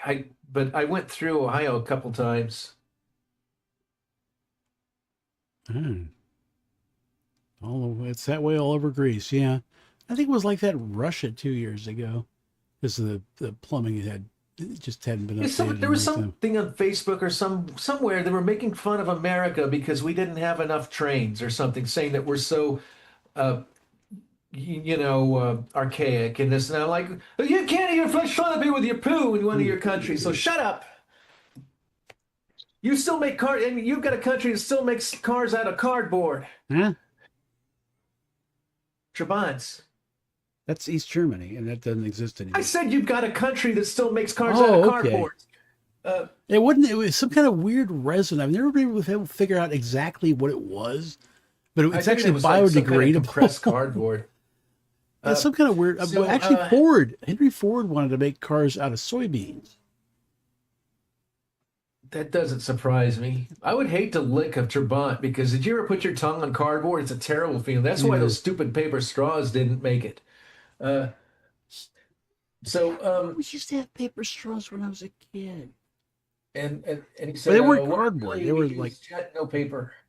because they would have So I the did paper go through- covering, and you would always rip one end of it off, just a little bit, and then put the straw in and go, and then shoot the covering across the room. Oh, I put my grandma's eye out doing that. Don't do that. Oh, okay. I'm just kidding. That never happened, but it could. So yeah, I went through. I saw a couple neat things in Ohio. The Serpent Mound. It's like an Indian thing. It looks like a snake, a serpent. It's a really neat place, and I visited some kind of hill, that was a park, and then I went to the crash site of the USS Shenandoah Hmm. airship dirigible, and that was the neatest thing because I'm a big dirigible enthusiast. I yeah. at least used to be when growing up. I just loved dirigibles more than it's kind of funny that with the Transform, I haven't done a dirigible yet. Yeah. Well, you don't want to have that. You were saying that before, that having that big of a size thing. Well, Going the from a thing that would human- make a dirigible different is they're mostly hollow, so I can maybe get away with it. Ah. Somebody did ask, like a week ago, somebody did ask me if I could make somebody into a city or something. I'm like, no. No, I basically said that battleship that I did is the biggest thing I can do. I mean, you were talking about a 115-pound person. You can only do so much with them. Come on, you gotta. I mean, just turning somebody into something is already, suspension of disbelief. I mean, you can get away with it because it's a cartoon, but it's like, come on.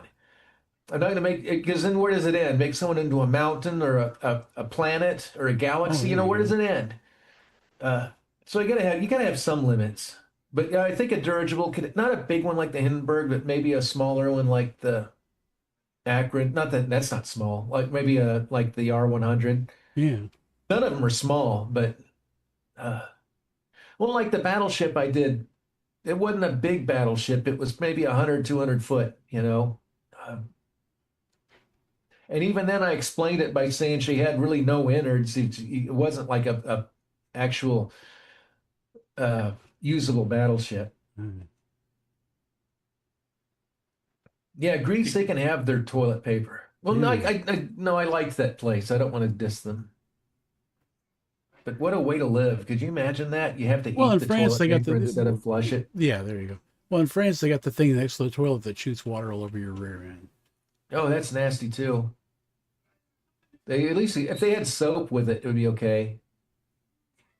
But I once had a doctor tell me, how many times do you wash your butt? I'm like, well, or no, he asked me what my habits were because I had it was the first ever hemorrhoid I had, Hmm. and I told him, well, when I'm at work, I like to wash it, with soap. And he's like, what? And this guy just was like James Wood back in the day, and he's like, what? You never soap your ass more than once a day. Here, I have a pamphlet on that. He got mad. And even Gracie said she didn't like him, that he was always angry. But he said, you mean you got a pamphlet on soaping your ass once a day? You're lucky you didn't have a film strip. Show you Beep. show you an infomercial, Yeah, with the little cartoon, the black and white scratchy cartoon butts and soaps. It's a good thing Brilliant Garbage isn't visual, or he probably would have done that kind of stuff. Oh, it was so funny. I was looking at the last BabbleGab on Transformama, and if you look at it now, there's a little blurb underneath the screen, the picture area, and it's talking about global warming. Because apparently the AI caught somebody saying something about global warming, and so they felt like they had to put like clarification under our video. One of those lecture things, like they Yeah, do with it's like COVID. you know that the world will turn sideways and shit will come flying out of the South Pole because you drove a Chevy Suburban in 1983. Oh, good grief! But then they're talking about now that the magnetic poles are going to shift all over the place, so your compass ain't going to be worth a damn.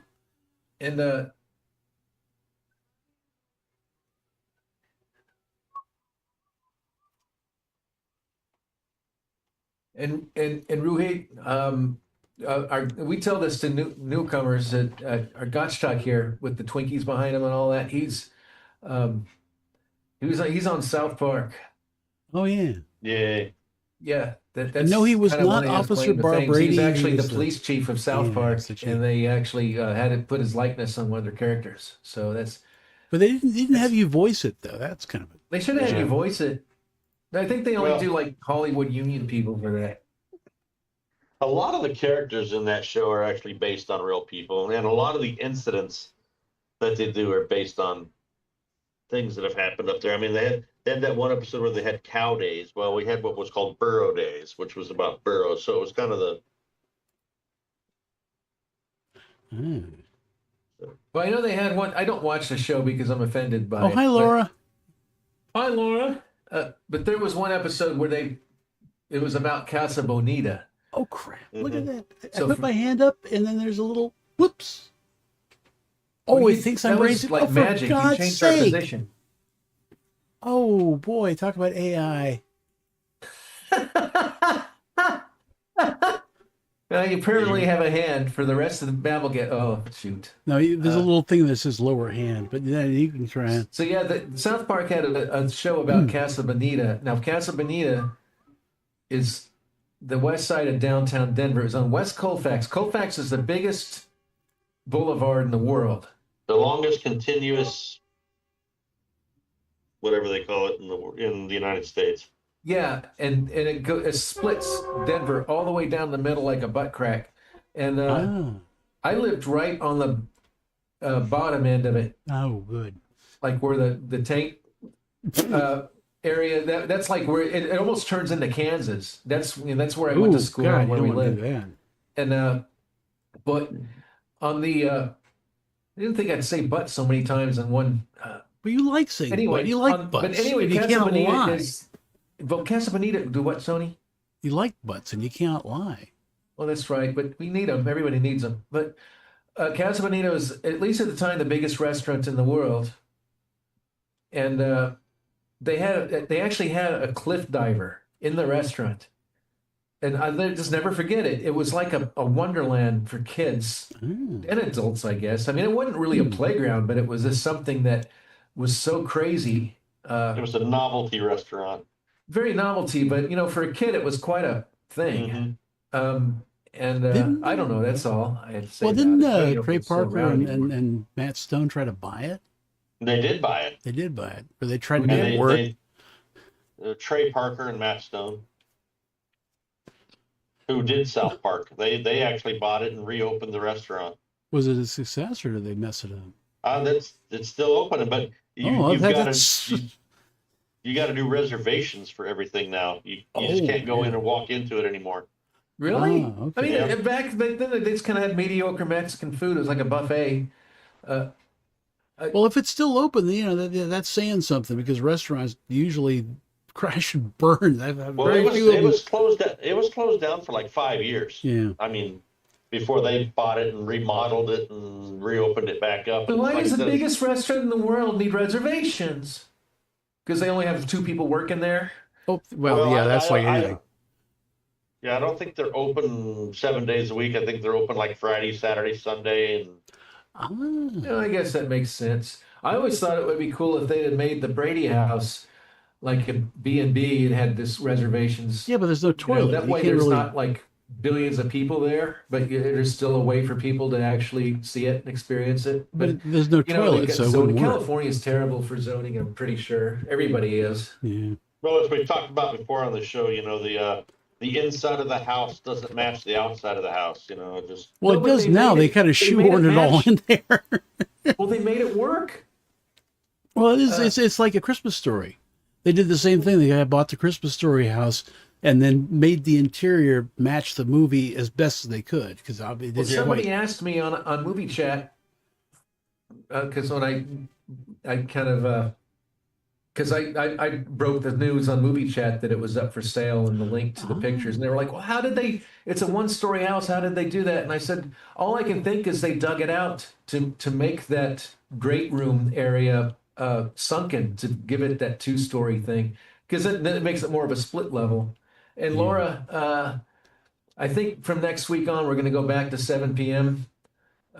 Since Godshot can only be here at 7, and it looks like the 3 of us are going to be unless you want to come the only ones. on the show. Putt's not doing well. He needs our prayers, but I don't think he's coming back.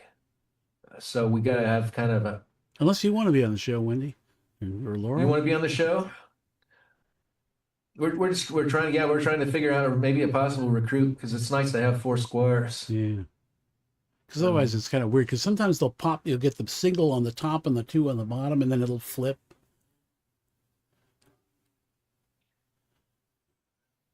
And Wendy too. I know you're a regular. We're not You're not keeping you out if you want to do it. I just didn't think that was your thing, trying to hang with the guys and being stupid like we are.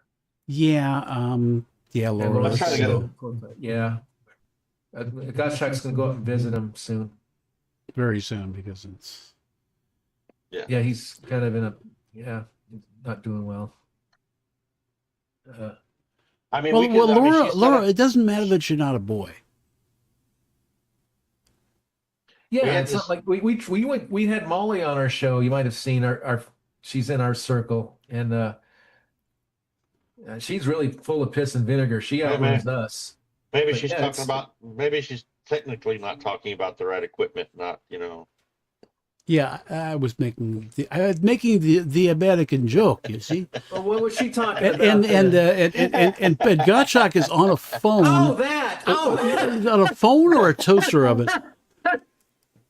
I took that serious. I didn't do it. Oh, See, that's the thing. I never. It's like Steve. It's like I was trying to be funny. I tell Steve, don't ever try to be funny. It's just got to flow. Okay, It's. the equipment. Okay, that one. I like okay. sneaking them in there. I like sneaking them in there, and where you start laughing like 10 minutes later.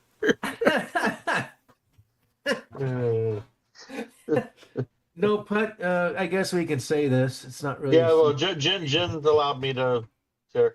Putt is in hospice care. Now, is he in a facility, or are they coming to his Yes, house? yes, he's Oh, dang. I was hoping he was at least at home. Well, they're hoping that he can go home here shortly, and yeah. Anyways, just keep laughing. Yeah, Sorry, got sorry shot. for the crude joke, Laura. I Yeah. don't normally like crude jokes. what the They show's always have about. to be stop talking. For me to do them, I always have to be very subtle when I do them. I don't like being blatant.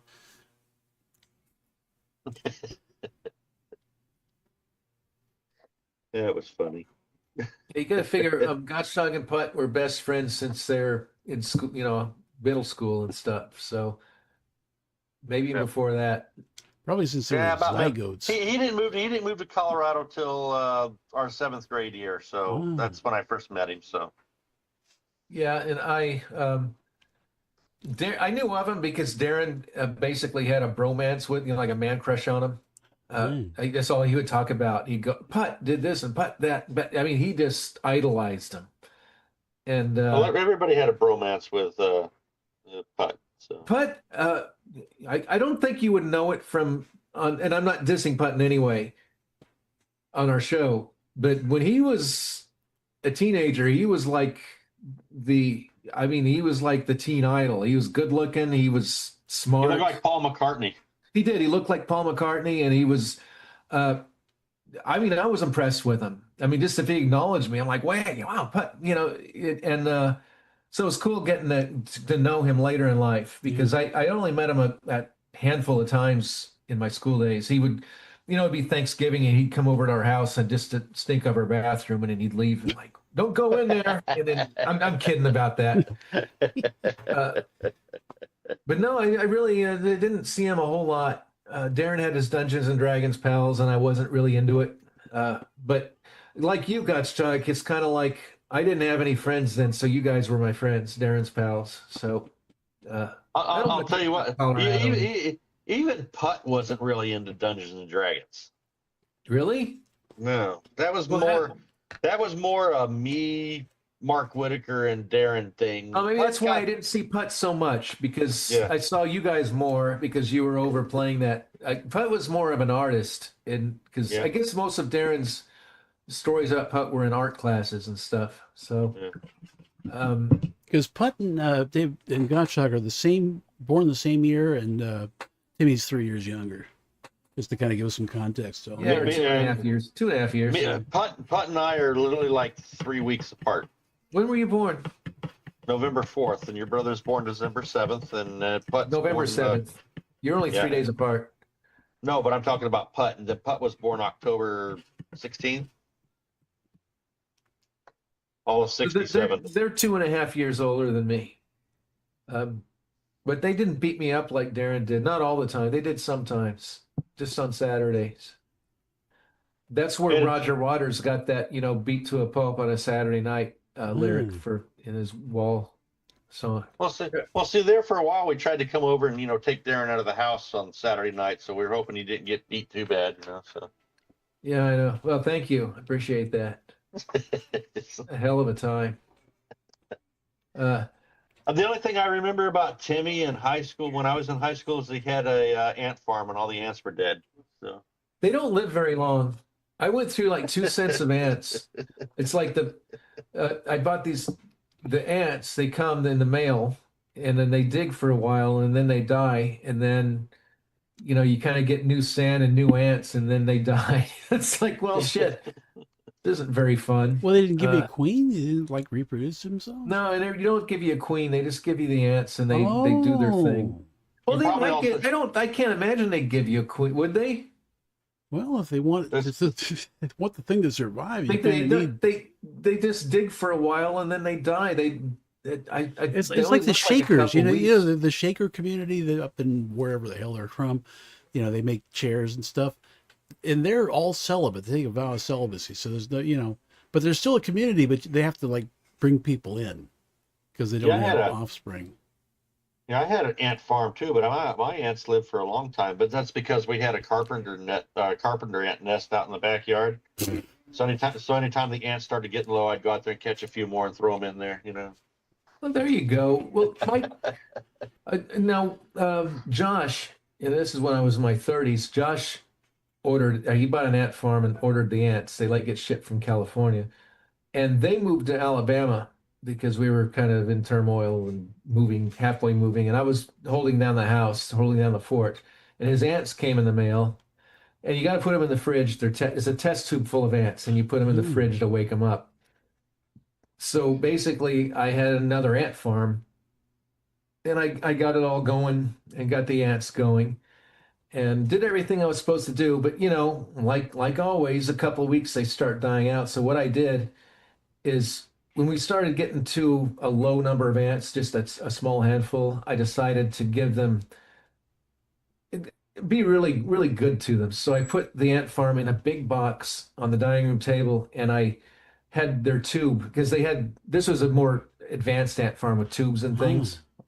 And I put one of the tubes out into the box, and I put some different things, some the grass and brush and a dead fly, some different things that they could have fun with. And it was so funny watching the ants go out of the tube they went to the end of the tube, and they were just looking around. They were afraid to go out of the tube. And they finally did. They were like, it was so fun watching them. They're just so, they're living creatures. It's fun watching them discover.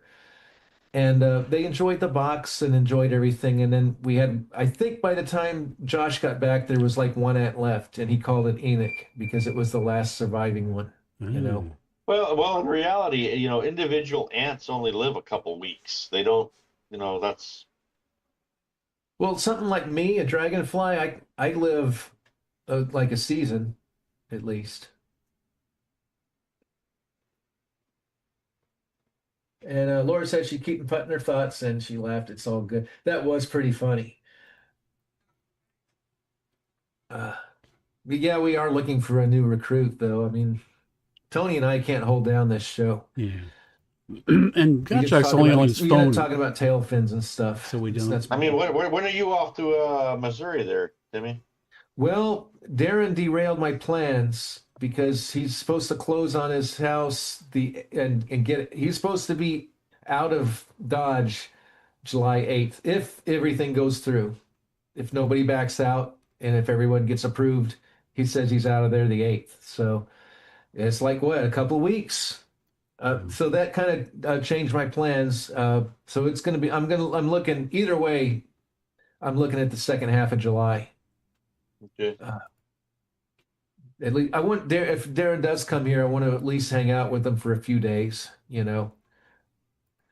before taking off again, because he'll probably be staying here while he finds a place.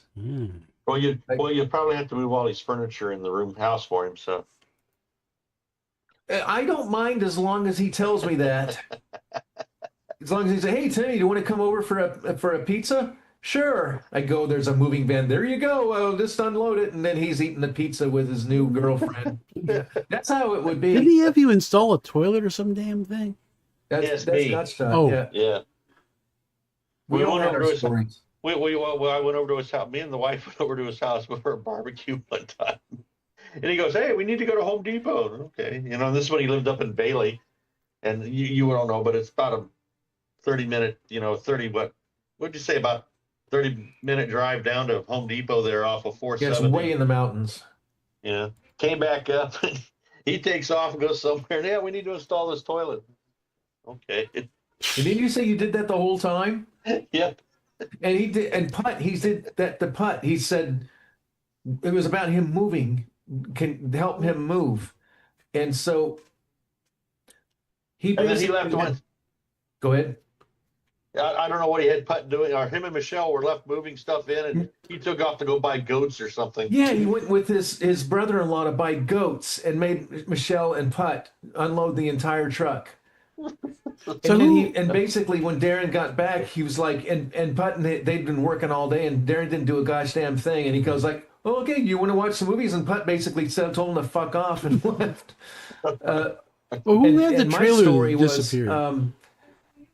So in the mid-90s, in 95, Darren and I switched houses. He moved to Colorado. No, he moved to my mom. My mom moved to Colorado for a year.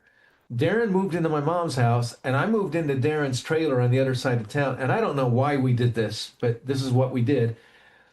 And I actually kind of enjoyed it. I was living with rooming with Jack Porter, and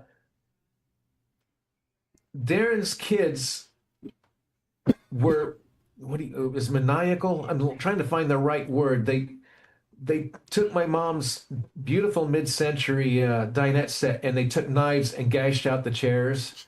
They ruined my dresser that I had since I was a kid. They ruined the handles on my dresser. They did all this, and I don't know, between the kids and the dogs, they tore out the walls and stuff in the garage and different things. So Darren asked if I could, he says, can we have a little kind of a house, since your mom's coming back, can we work on the house walls and we'll have a party, a pizza party, and we'll have fun with it. Would you mind helping? I'm like, sure. I go out there and we're all working our ass off, and Darren is outside waxing his car the entire time.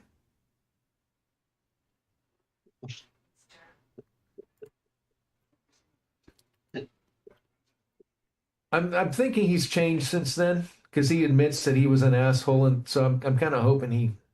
So I don't mean to just kind of diss him. I love my brother, and it's not like he's not like that every day. He's done some very nice things for me. When Gracie left me, Gracie and Josh were still living in the house with me after she broke up. It was a terrible situation. And Darren says, "Get the hell out of there." And he bought me a plane ticket to Colorado to spend a couple weeks with him. And it was very nice. And he gave me his Escalade to drive home and just gave it to me. Mm. So I'm not saying he's a butthole all the time, but it's fun to diss people that aren't on our show. I'll be honest with you, Timmy. I probably haven't talked to your brother in probably close to 20 years. I tried to get him on our show. I even showed him a clip of our precious moments, but I don't know if he watched it. He just says he doesn't really watch YouTube stuff. So I don't. He's very much an introvert.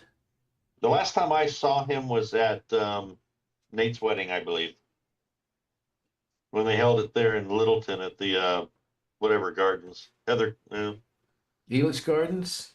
No, it wasn't Elitch Gardens. It was that park down in Littleton where Nate got married.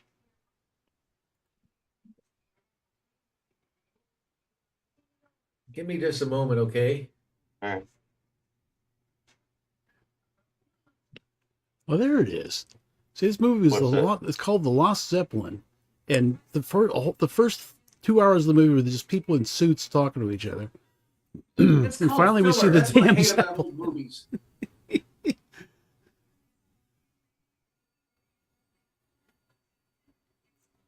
Now there's guys in hats.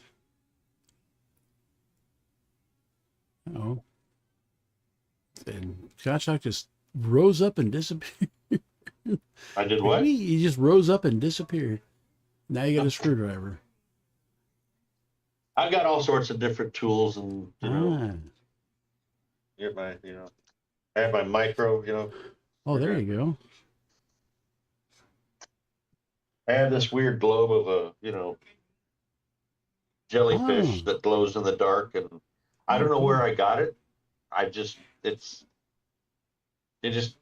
know. I guess it appeared on my desk one day, and it's been there ever since. Oh, that's the best kind. The globe gnome just brought it to you. Apparently. Just my desktop of weird stuff. Desktop of crud.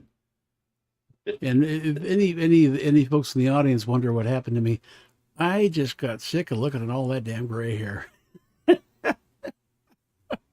Tony was like, "I'm tired of looking old." It's looking like Methuselah. It's like a gravy, and I don't like the way my beard grows in because it's like steel wool. Mm-hmm.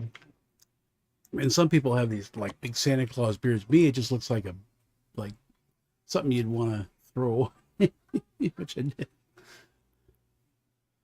And plus, it's getting hotter than hell around here. And I don't grow a beard because I got too many bald spots that just grows in weird.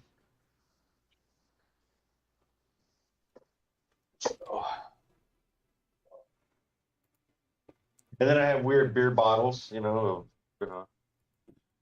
Oh, Shaped okay, like Wendy. baseball Yeah, they bat. couldn't show the Zeppelin because it was lost. It was called the Lost Zeppelin. Maybe they found it finally. After standing Back. around wearing uniform. Oh, Coors. So, Coors Light. huh? Huh? Am I interrupting? No, but Gottschalk No. was showing a bottle of Coors Light, and I think, why the hell would you? Oh, that's gross. Hey, to pick up where we left off with the movie, Mm-hmm.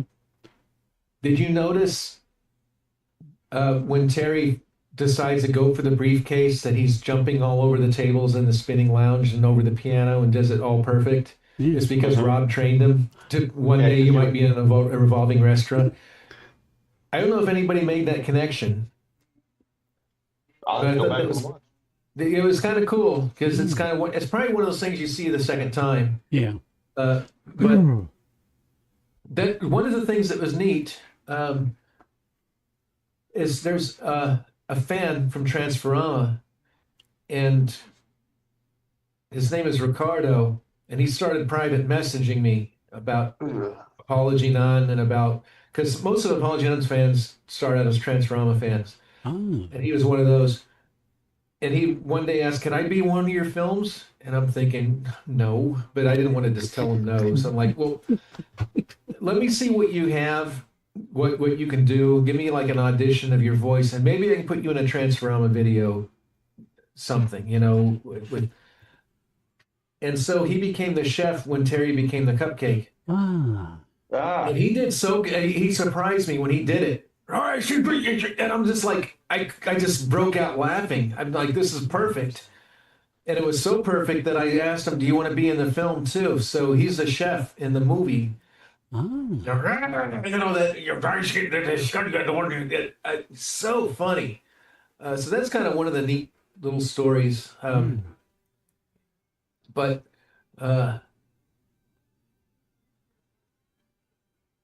yeah, like that's when Steve Arini, his whole thing comes really into with the subplot with there wasn't even going to be a subplot, but with Tracy, her relationship with her boss, not in that way, Gottschalk, but what? Huh? well, I'm used to doing that to Putt. Yeah. You'll have to be the new guy that I do that I blame things on. Yeah. Yeah, no, that was. We got to leave that strictly a putt thing. Well. Well, they'll do it to Tony. I'm not going to drop that. It wasn't just a putt thing. I did it to Steve. I did it, but Steve would have left.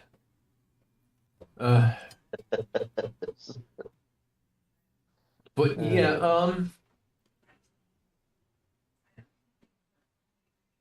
nobody ever really said much about the Hogleys getting their comeuppance at the end. The what?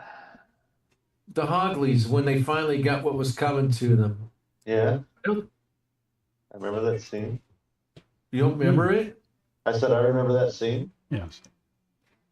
I was don't remember expecting what something happened. in the release party. All Tony did was make a WKRP joke. I'm like, geez, that was a lot of work. And I thought it was a pretty cool scene when they finally got electrocuted. And all that Oh, I do stuff. just, you got to remember again, Timmy. You know, You got to watch it again. it's like the first time you see Star Wars. You know, you're just sitting there going, "Wow." It's the second and third time that you watch it that you start picking up on other things. You know. Yeah, start putting things together.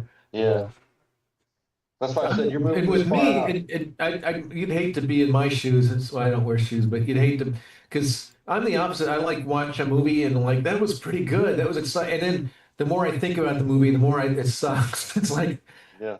you know, it's like a week later. I hate that movie. It's the worst thing I ever saw.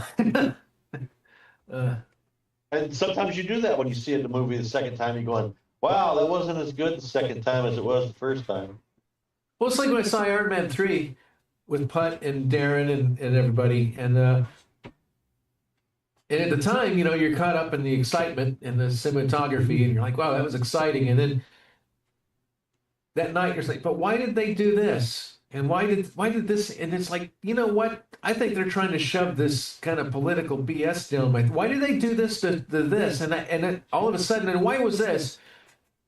And then once that wears off, That's why when people do like a rating on IMDb, there should be a cooling off period where you can reflect on the movie for a couple days. Mm. But Well, I should turn that off on IMDb because every time I look at a movie, I mean, just a movie page on there, it'll pop this giant thing up that says, "What rating do you give?" It's like, oh, come were you on. logged in? I would say it was the greatest thing ever, even if it's a piece of shit, because I just go away. I think I have kind of cheated and said a movie's the greatest thing ever just because I think it's undeservedly getting panned Mm. and it wasn't a bad movie. So I might give it a 10 just to kind of, fight the No, because trolls. it's like in the Vortex. I mean, people are watching these old Roger Corman movies and stuff like that. So, oh man, this was so, and I'm, dude, it's 10 times more entertaining than the crap that's out now. Yeah, well, it's like the Brady Bunch movie. Basically, everybody who's a Brady Bunch fan who's seen the movie loves it, but it's got like 5.7 or something, and it's just like that means a lot of people are giving it ones, and it's like I bet none of those people saw it. Yeah. Uh,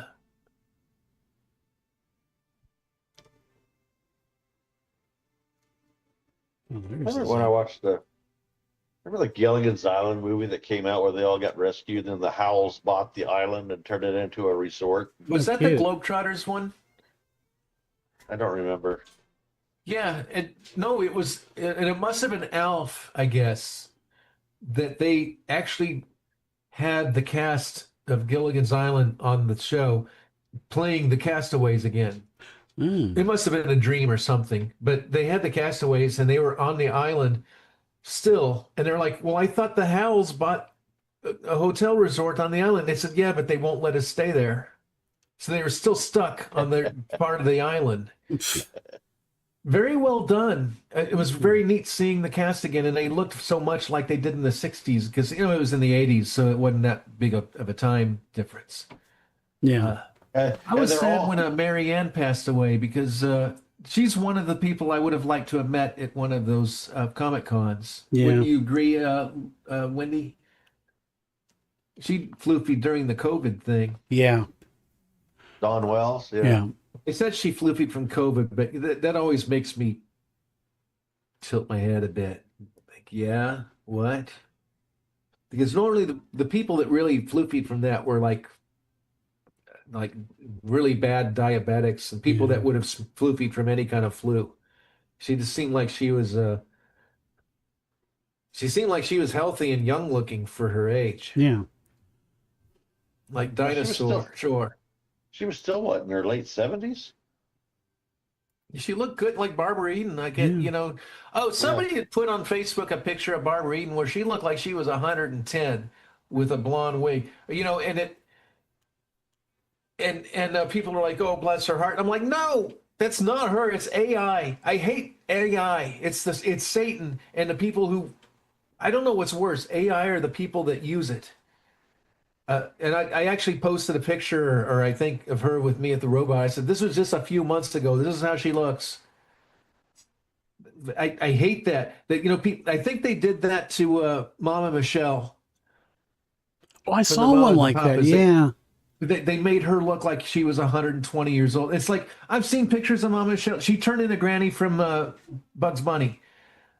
She's no longer sexy. She looks like a frumpy old granny. That's fine. She deserves it. She's in her 80s. But there's pictures of her getting the mail, like a candid photo. And it's like, well, that's kind of sad. She's no longer sexy, but she looks okay. And then there was one where she was splotchy and this and that. Like, one of these pictures ain't the real thing. And I'm thinking this AI bullshit is making people that are elderly look a lot worse, and it's unfair. It's really bad. It's sad. Boy, I had Tracy Trell in Apology None was drawn in her likeness. That's cool. In fact, I told Wilson Phillips that.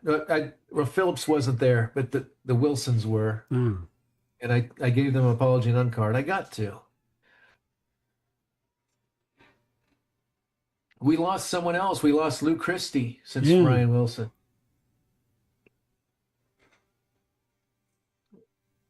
Yeah, it was okay, like God's Chuck? Yeah, I'm listening. I'm thinking. Yeah, Lou Christie passed away. Yeah. You might know him as the one that said the lightning striking again, only an octave higher. Yeah.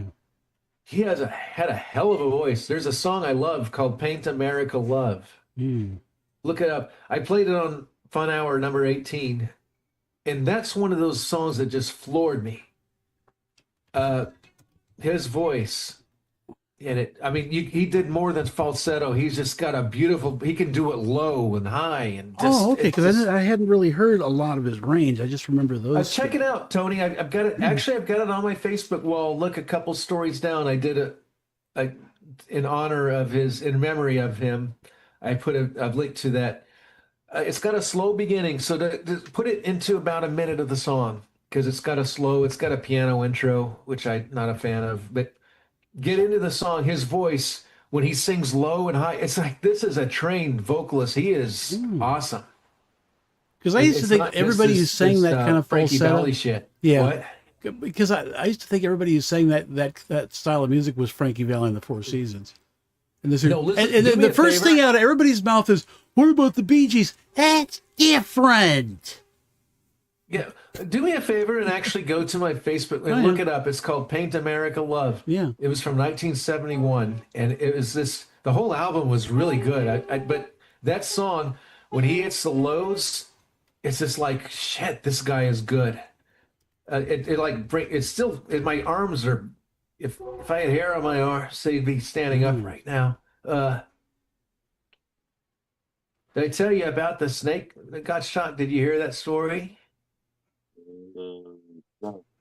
I was working in the mud pit today, and I was trying to take this dirt from this mound that I made because I got to do this every year. So I take the dirt off the mound and I have to scrunch it up and make it mud again. And I was doing this and I saw something that looked like a pink worm but big, and it was like, wow, that didn't move like a worm. There's a snake in my dirt pile.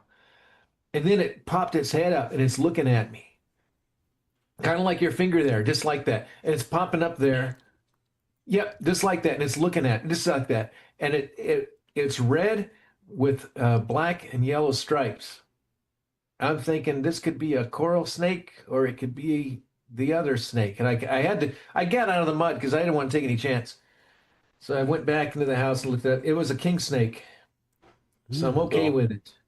So that there was a rule of thumb, kind of a poem that I hated. It was like red on black, watch out, Jack.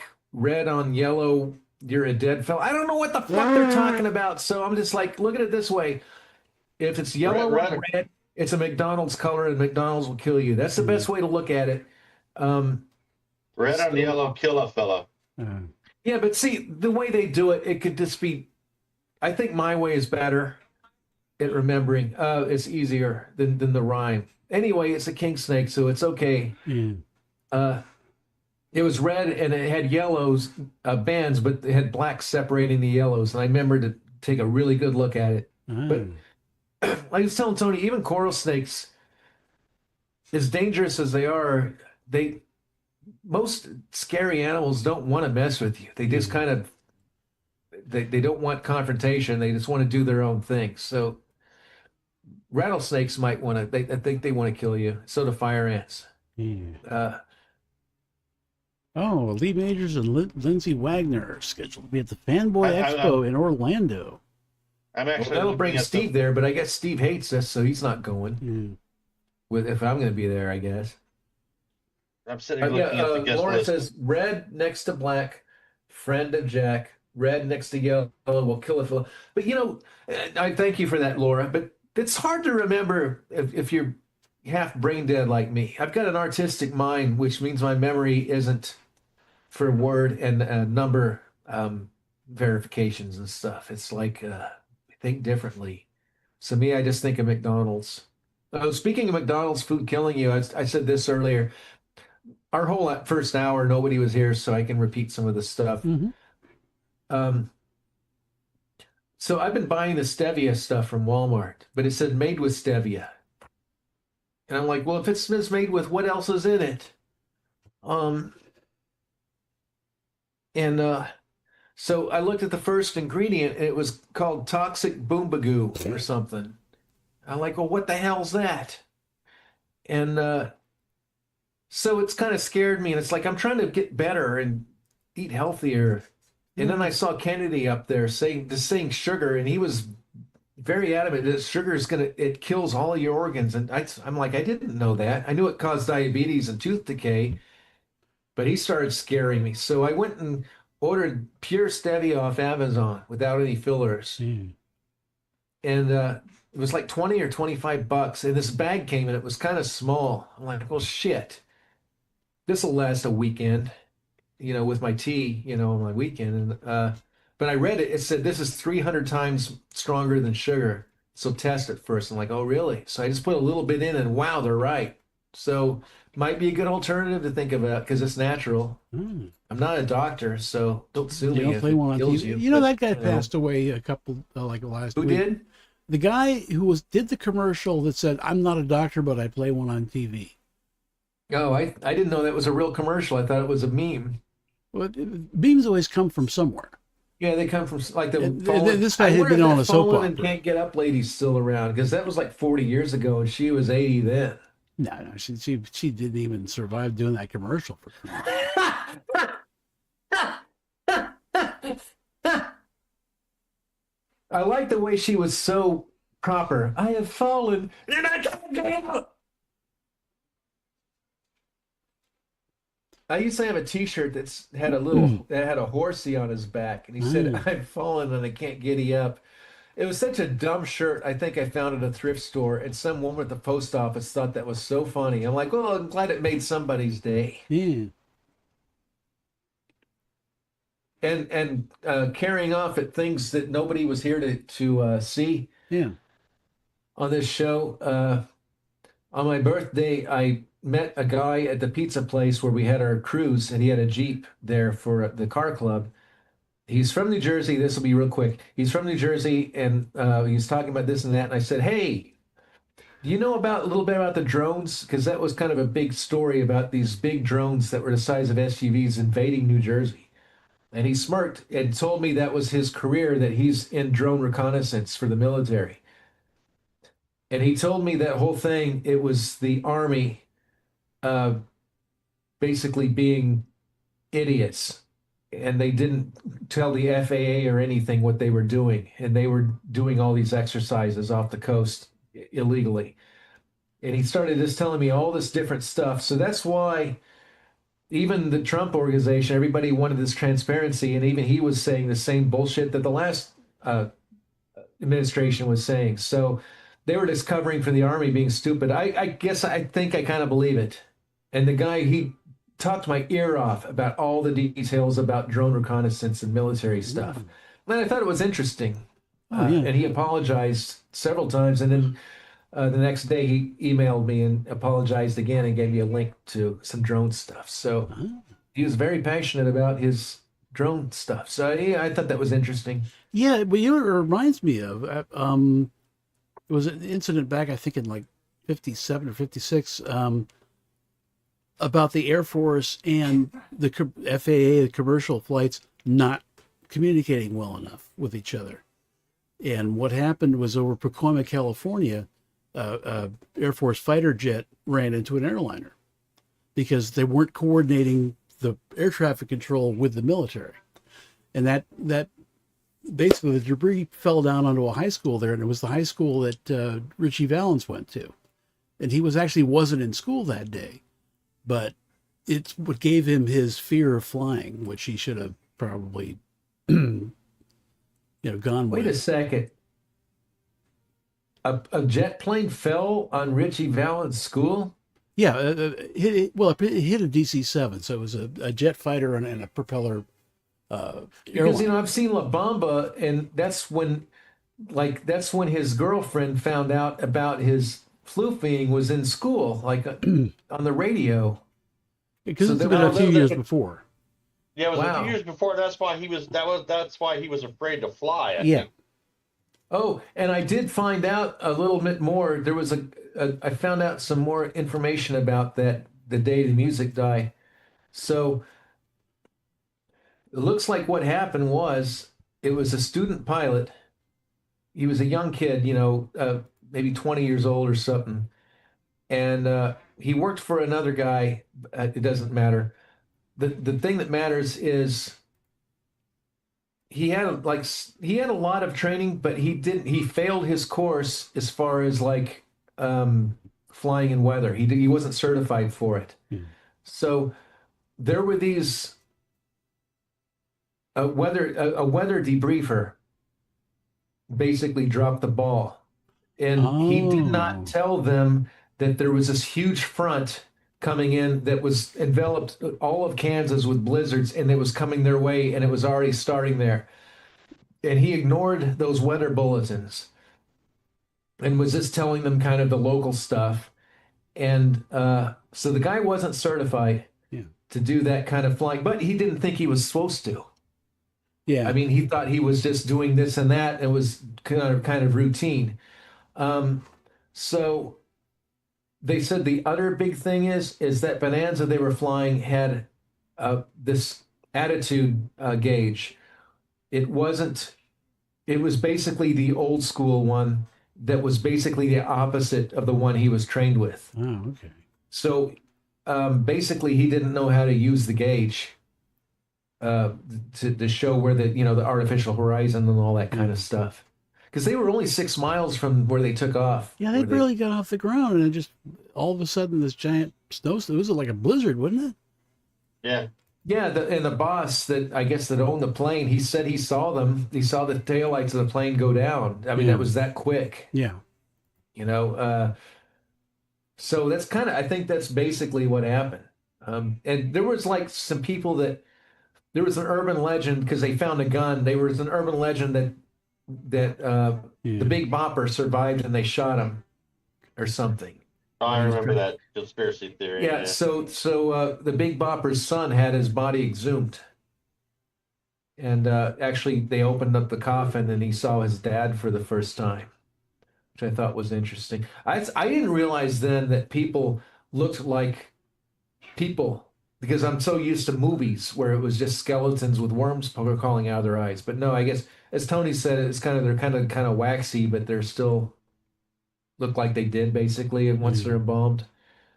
So I thought that was interesting, but I don't know. What a weird way to end the show. Leaves you something to think about. Yeah. We don't want to think about stuff on this show. We try not to. Hey, anybody, if you know somebody that wants to ham it up, preferably somebody that's not 80 years old. I'm hoping for younger blood like Neb. Neb would have been perfect for this show. Yeah, but He's kind of more my age, but he's, I think he literally works in a coal mine. I think he literally works in a coal mine. He's like in the night shift. He's like it's a night shift at a coal mine. Yeah, I know, right? Neb, by the way, the reason Neb hasn't been here in a while is he's got in-laws over. And he did tell us that, and I forgot, but he said he had like 5 weeks of in-laws and he couldn't do the show. So we thought he hated us. Well, he does, but I mean, he covers it up pretty well. Yes, beside the fact. How about your other friend that used to come on here? Who? What's his name? He came on for like 6 months. Thomas? Yeah. Oh, I'll talk about it later. Oh. Okay. I'll talk about it when we sign off. Okay. Well, it's time to sign off. So. Well, all right. Well, take care, everybody. Yep. 7 o'clock next week. Remember, later in the show. Yeah, it'll be on the Transforama. It'll be on the Transforama channel. Well, thanks for hanging out, Laura and Wendy, and the other fella who I haven't heard from for a while, so assume he left. He's been ignoring us, but yeah, he's been ignoring us. Yeah. All right, I'm getting ready to push the button, so.